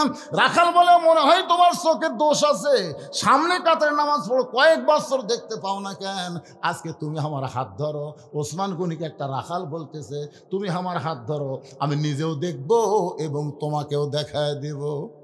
ওসমান গনি রাখালের হাতটা ধরে আল্লাহর কোরআন মনে মনে পড়তেছে, ইয়া আইয়ুহাল্লাযীনা আমানুত্তাকুল্লাহা ওয়া কুনু মা'আস সাদিকিন। আল্লাহ বলেছে, ইমানদারেরা, আল্লাহর ভয় যদি কলিজার মধ্যে রাখতে চাও তাহলে সত্যবাদীদের সাথে হও। রাখাল ওসমান গনিকে সত্যবাদী বিশ্বাস করে হাতটা ধরে বসে আছে। কিছুক্ষণ পরে যখন জামাতের সময় হয়েছে, তখন মুয়াজ্জিন আকামত দেওয়া শুরু করেছে। যেই মাত্র আকামত শুরু করেছে, এমন সময় হযরত ওমর মেহরাবের মধ্যে ঢুকছে। দরজা দিয়ে না, দরজা নিয়ে না। যখন কোরআন দিয়ে রাষ্ট্র চলবে, প্রত্যেকটা মেহরাবের সাথে একটা ছোট্ট দরজা থাকবে, ওই পারে নিয়ে তার রেস্টরুম থাকবে। যে আকামত শুরু হবে তখন ইমাম সাহেব মেহরাবের মধ্যে ঢুকবে। যে আকামত শুরু করছে, ইমাম সাহেব হযরত ওমর মেহরাবের মধ্যে ঢুকছে, সঙ্গে সঙ্গে রাখাল খালি ওসমান গনি কিন্তু হাত ধরে আছে।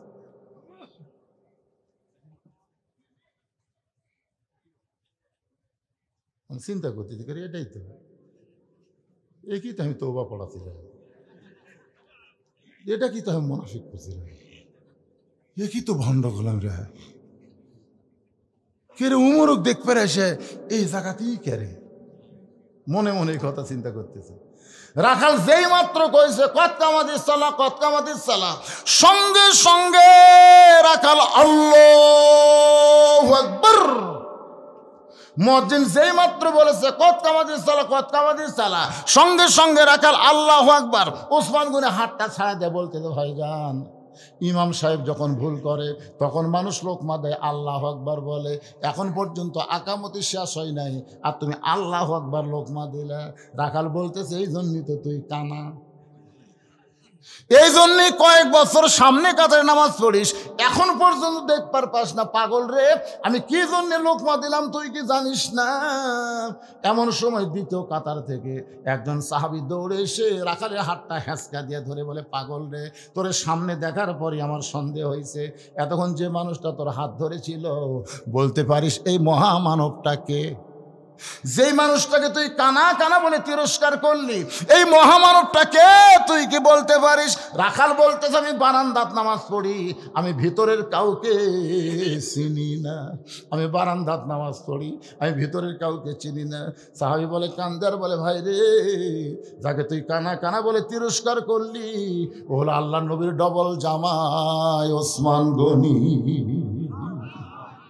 রাখাল ছোট বাচ্চার মতন ছটফট করে। এই জন্যই বারান্দাত নামাজ পড়ি, এই জন্যই মসজিদের ভিতরে ঢোকার সাহস পাই না। মসজিদের ভিতরের সাহাবীদের আমি কেমনে চিনব? কিন্তু এই পথিক আমার সর্বনাশ করছে। আমার দিকে খেয়াল করে শোনেন, রাখাল এভাবে আঙ্গুল তুলে ওমর ফারুককে দেখায় বলতেছে এই পথিক আমার সর্বনাশ করছে। ওই পথিক আমারে কইছে সামনে কাতারে যদি নামাজ পড়ো তাহলে হযরত ওমরকে তুমি দেখতে পাওয়া। আমার সারা জীবনের সাধনা শুধু একটা বার হযরত ওমরকে দেখতে চাই। আজকে হযরত ওমরকে দেখতে এসে ওই মেহরাবের মধ্যে পথিককে যদি দেখবার পাই তাহলে তোমরাই বলো লোকমা দেওয়া ছাড়া তো আমার উপায় নাই। আমি আল্লাহু আকবার লোকমা দিয়া ওই পথিককে মেহরাব থেকে সরাবো। ওই জায়গায় হযরত ওমরকে আমি এক নজর দেখতে চাই। হাজার হাজার সাহাবীরা কান্দে। সমস্ত সাহাবীরা যখন কান্দে, রাখাল চিল্লা বলে বারান্দায় নামাজ পড়া ভালো, ভিতরে কেন কান্দা কান্দি শুরু হয়ে গেল? ওসমান গনি বলে রাখাল ভাই, ভিতরে কান্দার কারণ হলো তুমি যারে পথিক পথিক বলতেছো তিনি হলেন হযরত ওমর।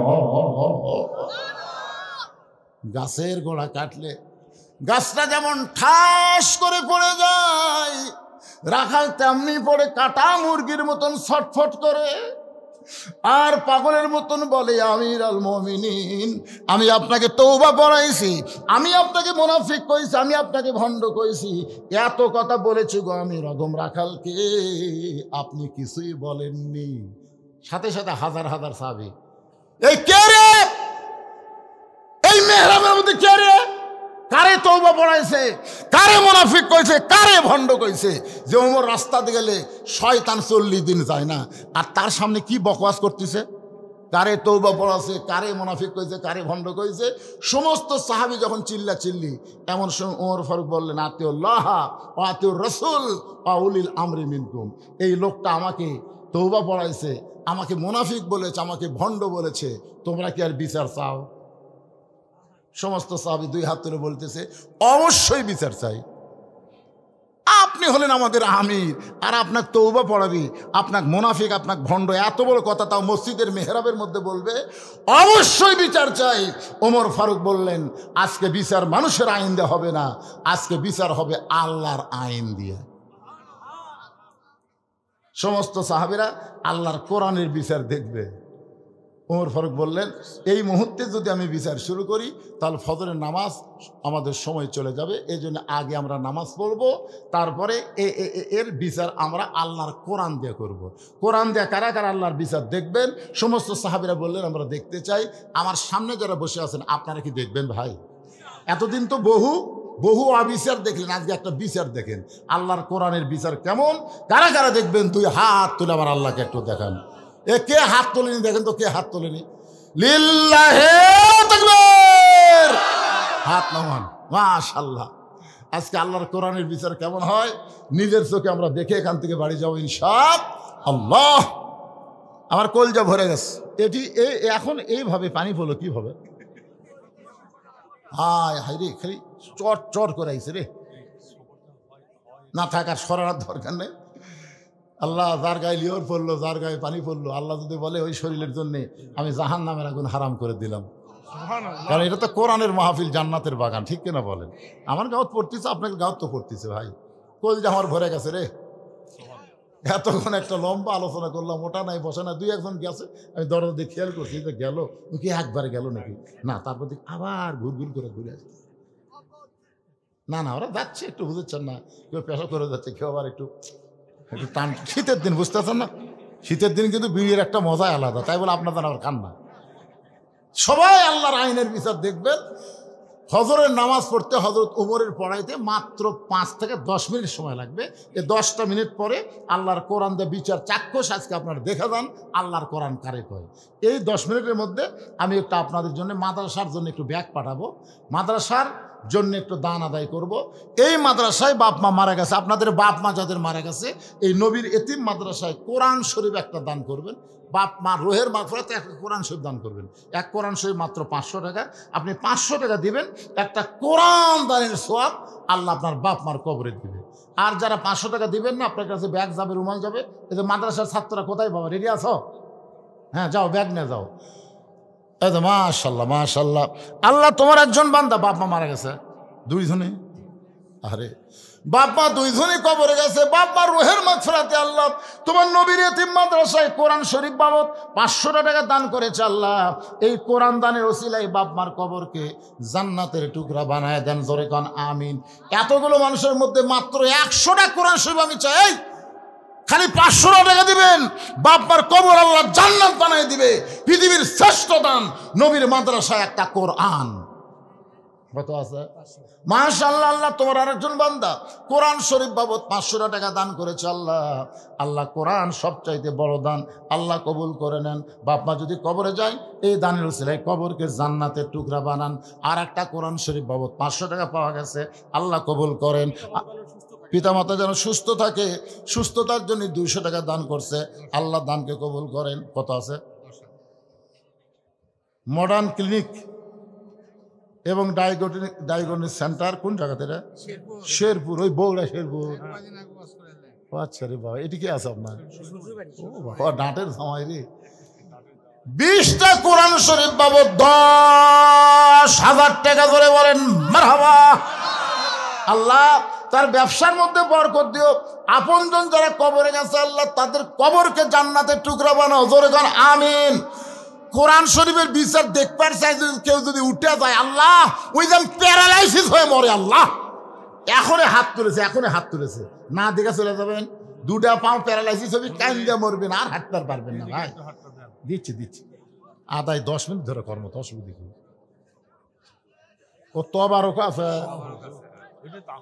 হায় হায় হায় হায় রে, আপনাদের জন্য আবার তবারক আছে, মাথায় নষ্ট। এত লোক তবারক দিবেন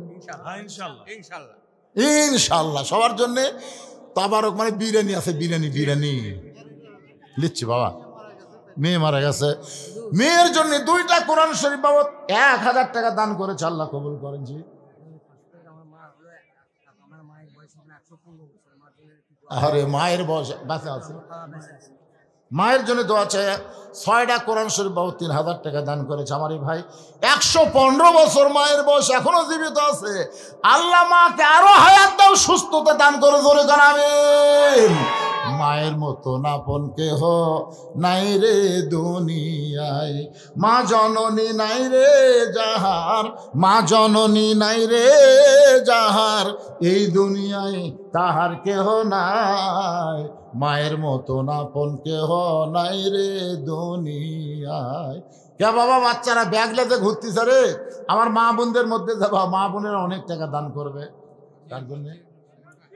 বাপ মার জন্যে। বাপ মার জন্য 2000 টাকা, মানে 4টা কোরআন শরীফ বাবদ করছে দান। আল্লাহ দানকে কবুল করে নিয়ে। বাপ মা 2 দিন মারা গেছে, এই বয়সে বাপ মা হারাতে। আরে 4 বছর হলো বাপ মা 2 জন। আমার মা মারা গেছে গত বছর 23 সালের 25 ডিসেম্বর। আজকে তো এই সাল শেষ, আজকে 24 সালও শেষ হয়ে গেল, 1 বছর হয়ে গেল। আর 18 সালে আমার মা মারা গেছে। আমার ভাইজান বাপ মার জন্য 4টা কোরআন শরীফ বাবদ 2000 টাকা দান করেছে। আল্লাহ আপনার বাপ মা বেঁচে আছে? আল্লাহর রাস্তায় দান করে। বাপ মা বেঁচে আছে? মারা গেছে। বাপার রুহের মাগফিরাতে আল্লাহ বাপার কবরকে জান্নাতের টুকরা বানায় দেন। কোরআন শরীফ বাবদ 500 টাকা দান করেছে, আল্লাহ কবুল করেন। আল্লাহুম্মা আমিন। যার পকেটে টাকা আছে বুঝলেন, তার কাছে আমার দাবি আছে। টাকা না থাকলে দাবি নেই। একটা কোরআন শরীফ দান করে পারলেন না আপনি? একটা কোরআন শরীফ এই নবীর এতিম মাদ্রাসায়, আহা কত বাচ্চারা কোরআন পড়ে, তাদের হাতে একটা কোরআন শরীফ দিবেন। কোরআন না দেন 500 টাকা দিলেই তো একটা কোরআন দানের সব হয়ে গেল। আজকের মাহফিলের সম্মানিত সভাপতি সাহেব 2টা কোরআন শরীফ বাবদ 1000 টাকা দান করেছে। আল্লাহ বাপ মার কবরকে জান্নাতের টুকরা বানায় দেন, জোরে বলি আমিন, জোরে বলি আল্লাহুম্মা আমিন।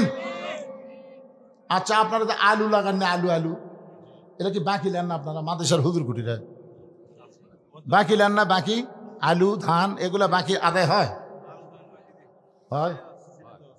স্লিপ দেওয়া আছে? মাত্র ছাত্ররা স্লিপ আছে তোমাদের কাছে? আলু যারা দিবেন লিখে দেন, আলু ধান এগুলো লিখে দেন। আল্লাহ বরকত দিবে রে, ঘুগরি ধরবি না। মনে করতেছেন আলু সেই গাছ আছে, সমানে ওষুধ মারতেছেন, তুলবার দেন, সব খালি দাগড়া বেশ খেলে ওই আলু কেলে তেল আলু দানো হয়। আর সদকা তো তারুদ্দুল বালা, দান সদকা করলে আল্লাহ বালা মুসিবতকে দূর করে দেয়। যত লম্বা হিসাব শুনলাম মনে করছিলাম মাদ্রাসার বোন হয় আয় আছে, পরে দেখা গেল লস। এত টাকা, আহা, অনেক টাকার পরেও মাদ্রাসার লস থাকলো, লসটা আপনার পুষায় দেন। এতে প্রায় অনেক লোকের যেন একটা হালখাতার ব্যবস্থা করছেন, কিছু আদায় হচ্ছে, ওদের খিলালেন আদায় হতে কিছু।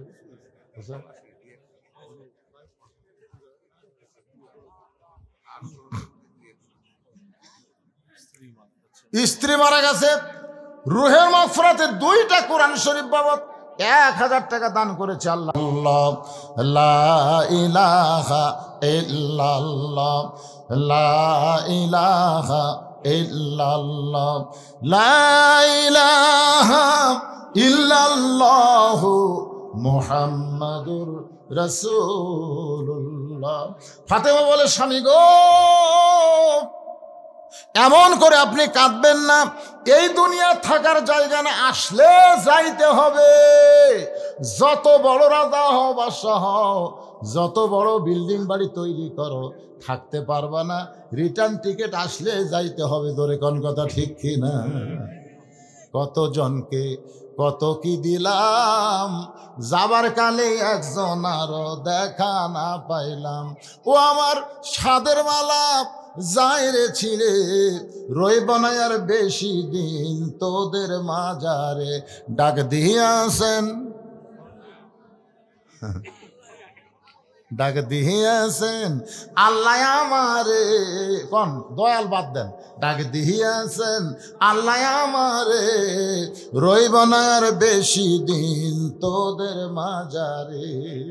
চলতে পথে 2 দিন থামিলাম, কয়দিন মনে করতেছেন, হায় হায় আচ্ছি আর যাবো না রে, বসছি আর নামবো না রে, কি মশান দিয়ে আচ্ছি আর যাবো না। কি কোন যাবেন না? এ কতক্ষণ যাবেন না? আল্লাহ বলেছেন যাও, তোমাদের যাওয়াতে কোনো চিন্তা নাই।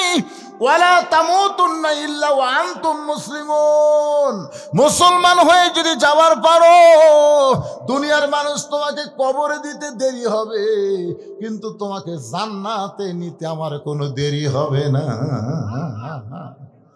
মৃত্যু নামক যানবাহনের পিঠে চড়ে কবর নামক জান্নাতের দরজা দিয়া প্রত্যেকটা মুসলমান জান্নাতে চলে যাবে। ওগো স্বামী, আমি ফাতেমা দুনিয়া থেকে বিদায় নেওয়ার পরে আমার 3টা চাওয়া পুরা করবেন। ও মায়েরা, যারা পর্দার অন্তরালে মনোযোগ দিয়ে শোনেন, 1 নম্বর চাওয়া হলো রাতের অন্ধকারে আমাকে দাফন করবেন। দিনের বেলা যদি কবর দেন, তাহলে দুনিয়ার মানুষ আমার কবরের খবর জানবে। ফাতেমার কবর লম্বা কতটুকু, তাহলে ফাতেমা এতটুকু লম্বা ছিল। আমার কবরটা আপনি গোপনে দেবেন, দুনিয়ার কোনো মানুষ যেন জানতে না পারে। আমার 2 নম্বর চাওয়া হলো আমার কোনো জানাজার ব্যবস্থা আপনি করবেন না, আমার কোনো জানাজার ব্যবস্থা করবেন না। 3 নম্বর চাওয়া হলো আমার লাশটা খাটনি দিয়ে তুলবেন না, কারণ 4 জন পুরুষ মানুষ খাটনি কান্দে নিবে। আমি হিসাব করে দেখলাম এমন পুরুষ দুনিয়াতে নাই। ফাতেমার ওজন দুনিয়ার পুরুষ বুঝবে কেন? আমার বাবা যদি দুনিয়াতে থাকতো, মরা মেয়ের লাশের খাটনি বাবা কান্দে নিবার পারতো। আমার হাসান হোসেন যদি বড় হইতো, মায়ের লাশের খাটনি কান্দে নিবার পারতো। 6 মাস আগে আমার বাবা দুনিয়া থেকে বিদায় নিছে। আমার হাসান হোসেন এত ছোট, আপনি শুধু কান্দে করে জান্নাতুল বাকির পূর্ব কোণায় সবুজ রঙের একটা বাতি জ্বলবে, ওই বাতি বরাবর আমাকে দাফন করবেন। হযরত আলী ফাতেমাকে দাফন করার পর আল্লাহর কাছে কান্দের বলে, আল্লাহ আমার ফাতেমাকে কবুল করে নাও, পর্দানিশি ফাতেমাকে আল্লাহ তুমি কবুল করে নাও। এই দোয়া করতে দেরি, তাকায় দেখে সামনে কয়েকটা পুরাতন কবর দেখা যায়। এইমাত্র ফাতেমার কবর, সেই নতুন কবর আর আলী খুঁজে পায় না। গোটা জান্নাতুল বাকি দৌড়ায় বলে ফাতেমার কবর, ফাতেমার কবর। কে জানো বলে আলী রে। ফাতেমা পর্দানিশি, আমি আল্লাহ জহুরা ডিগ্রি দিয়া ফাতেমার কবরটাকে কিয়ামত পর্যন্ত পর্দা করে দিয়েছি। আমার মায়েরা যারা পর্দার অন্তর আছেন, মা আপনাদের 1 নম্বর নেক আমল হলো পর্দা।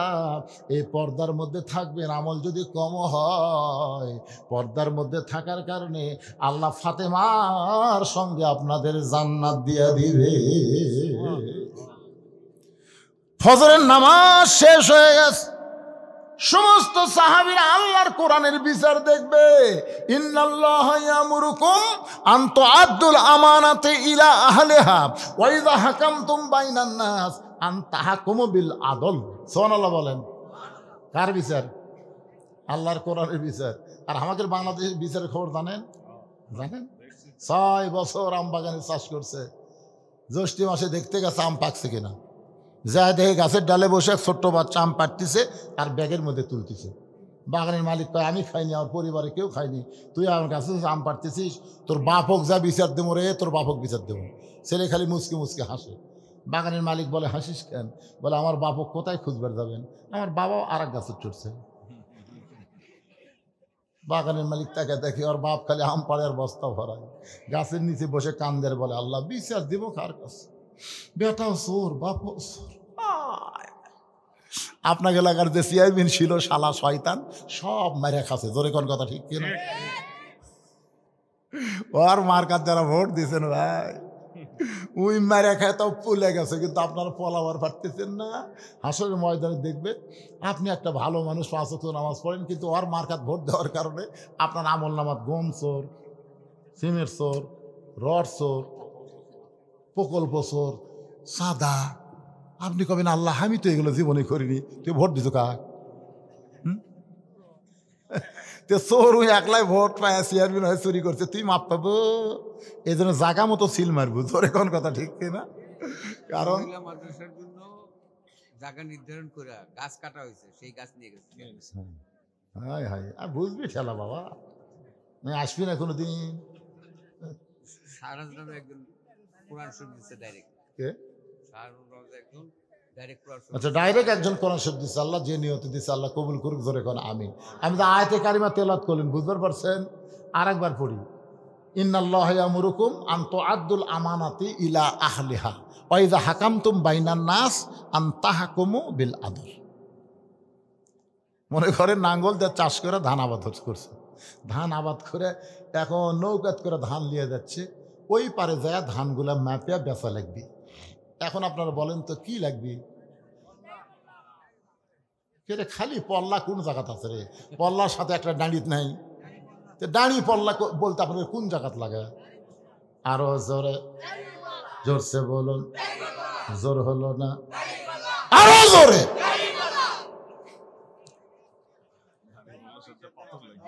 ওয়াল ওয়াজনা বিল কিসতি ওয়ালা তুখসিরুল মিজান। আমার ভাই আবার একটা গ্যাটিস মারতেছে, পাথর লাগবে, পাথর আর নাহলে স্কেল মিটার লাগবে। আল্লাহর বান্দার একটু মনোযোগ দিয়ে শোনেন। নামাজ শেষ হয়ে গেল, প্রত্যেকটা সাহাবীরা তাকায় আছে, রাখালের বিচার হযরত ওমর কেমনে করে। সবাই তাকায় দেখে ওমর ফারুক সামনে কাতার থেকে রাখালকে এক টানে তুলে বুকের মধ্যে নিয়ে কপালে একটা চুমা খায়। সব সাহাবী বলে, আমির আল মুমিনিন, বিচারের নামে আপনি এটা কি করলেন? যে আপনাকে তওবা পড়াইছে, যে আপনাকে মুনাফিক কইছে, যে আপনাকে ভণ্ড কইছে, তারে বিচার না করে বুকের মধ্যে নিয়ে কপালে চুমা দিলেন।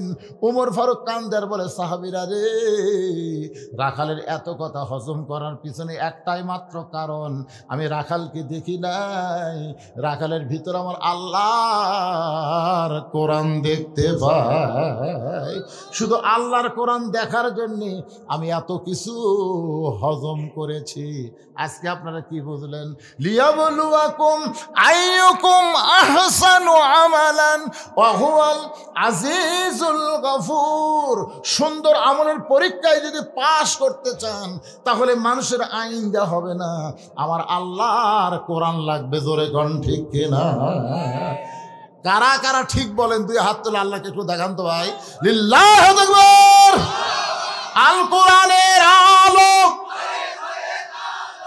সংসদে জালো।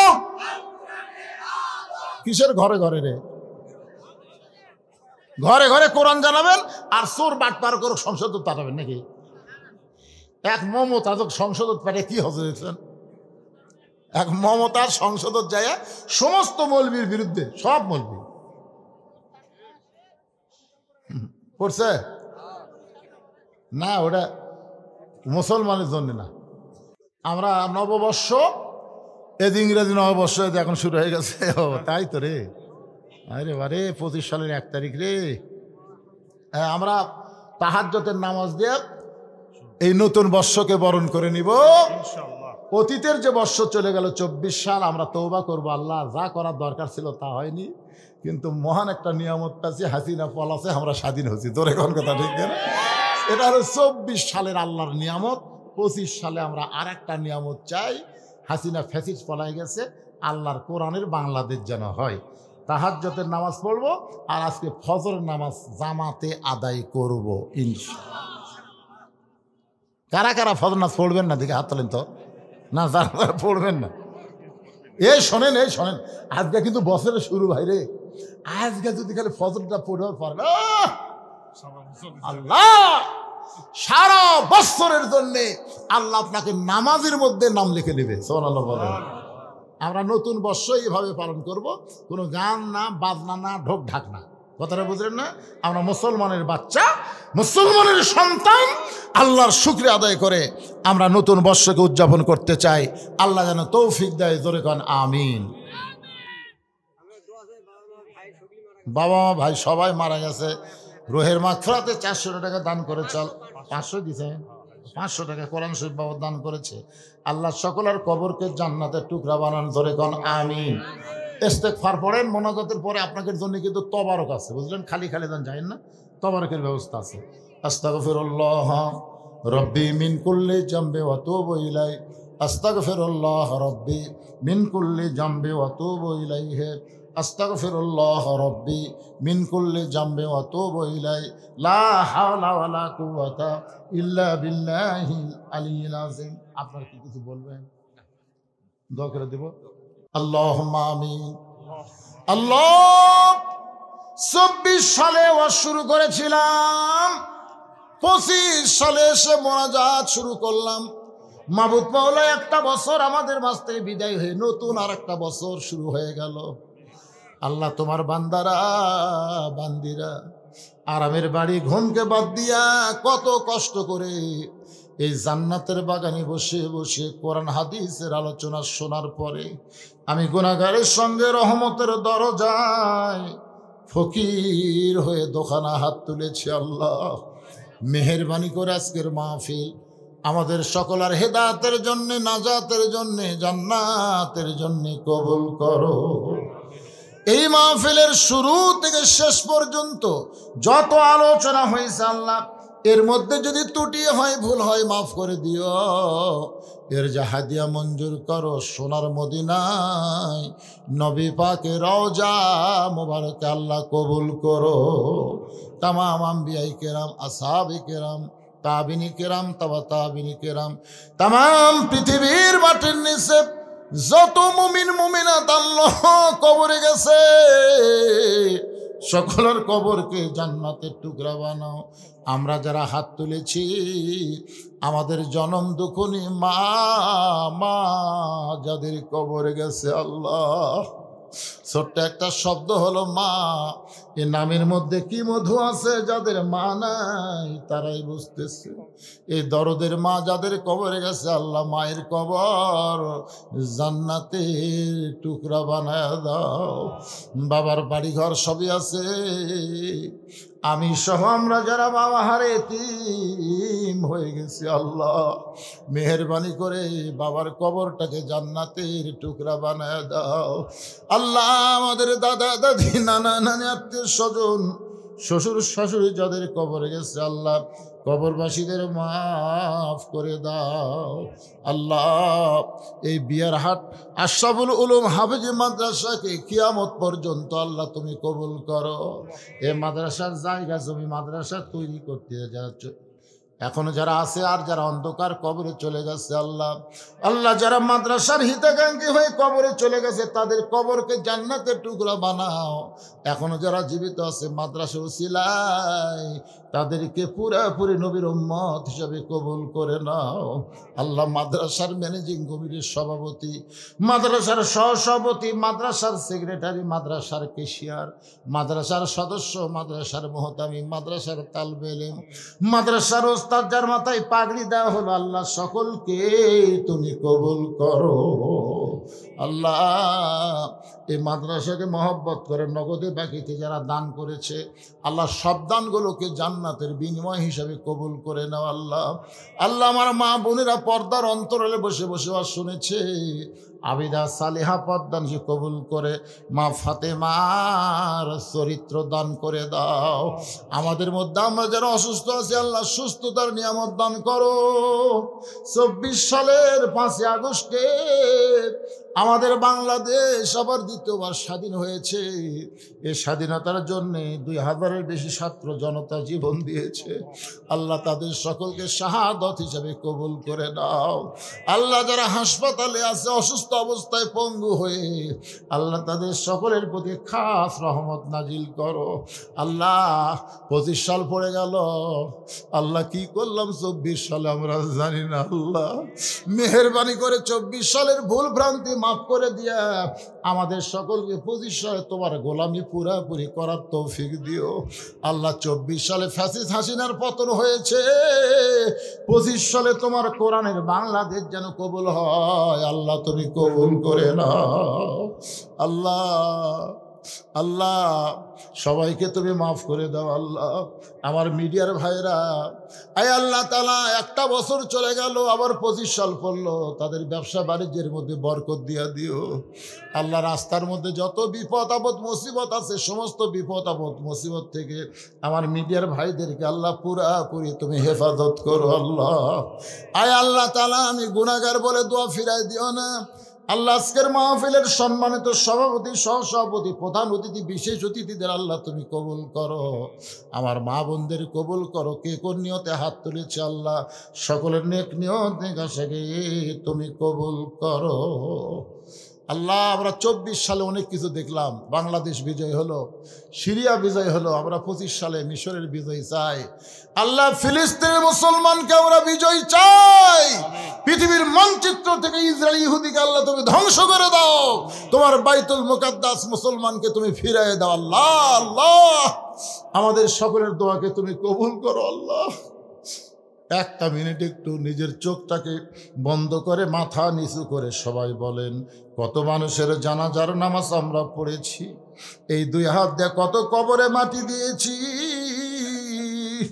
একদিন আমরা সবাই মরে যাব। যেদিন আমাদের মৃত্যু হবে দিনটা যেন জুমার দিন হয়, মাসটা যেন রমজান মাস হয়। ইমানের সাথে ইজ্জতের সাথে এই দুনিয়া থেকে বিদায় নেওয়ার সময় আমাদের জবানে তুমি জারি করে দিও, লা ইলাহা ইল্লাল্লাহু মুহাম্মাদুর রাসূলুল্লাহ সাল্লাল্লাহু আলাইহি সাল্লাম। আসসালামু আলাইকুম ওয়া রাহমাতুল্লাহ।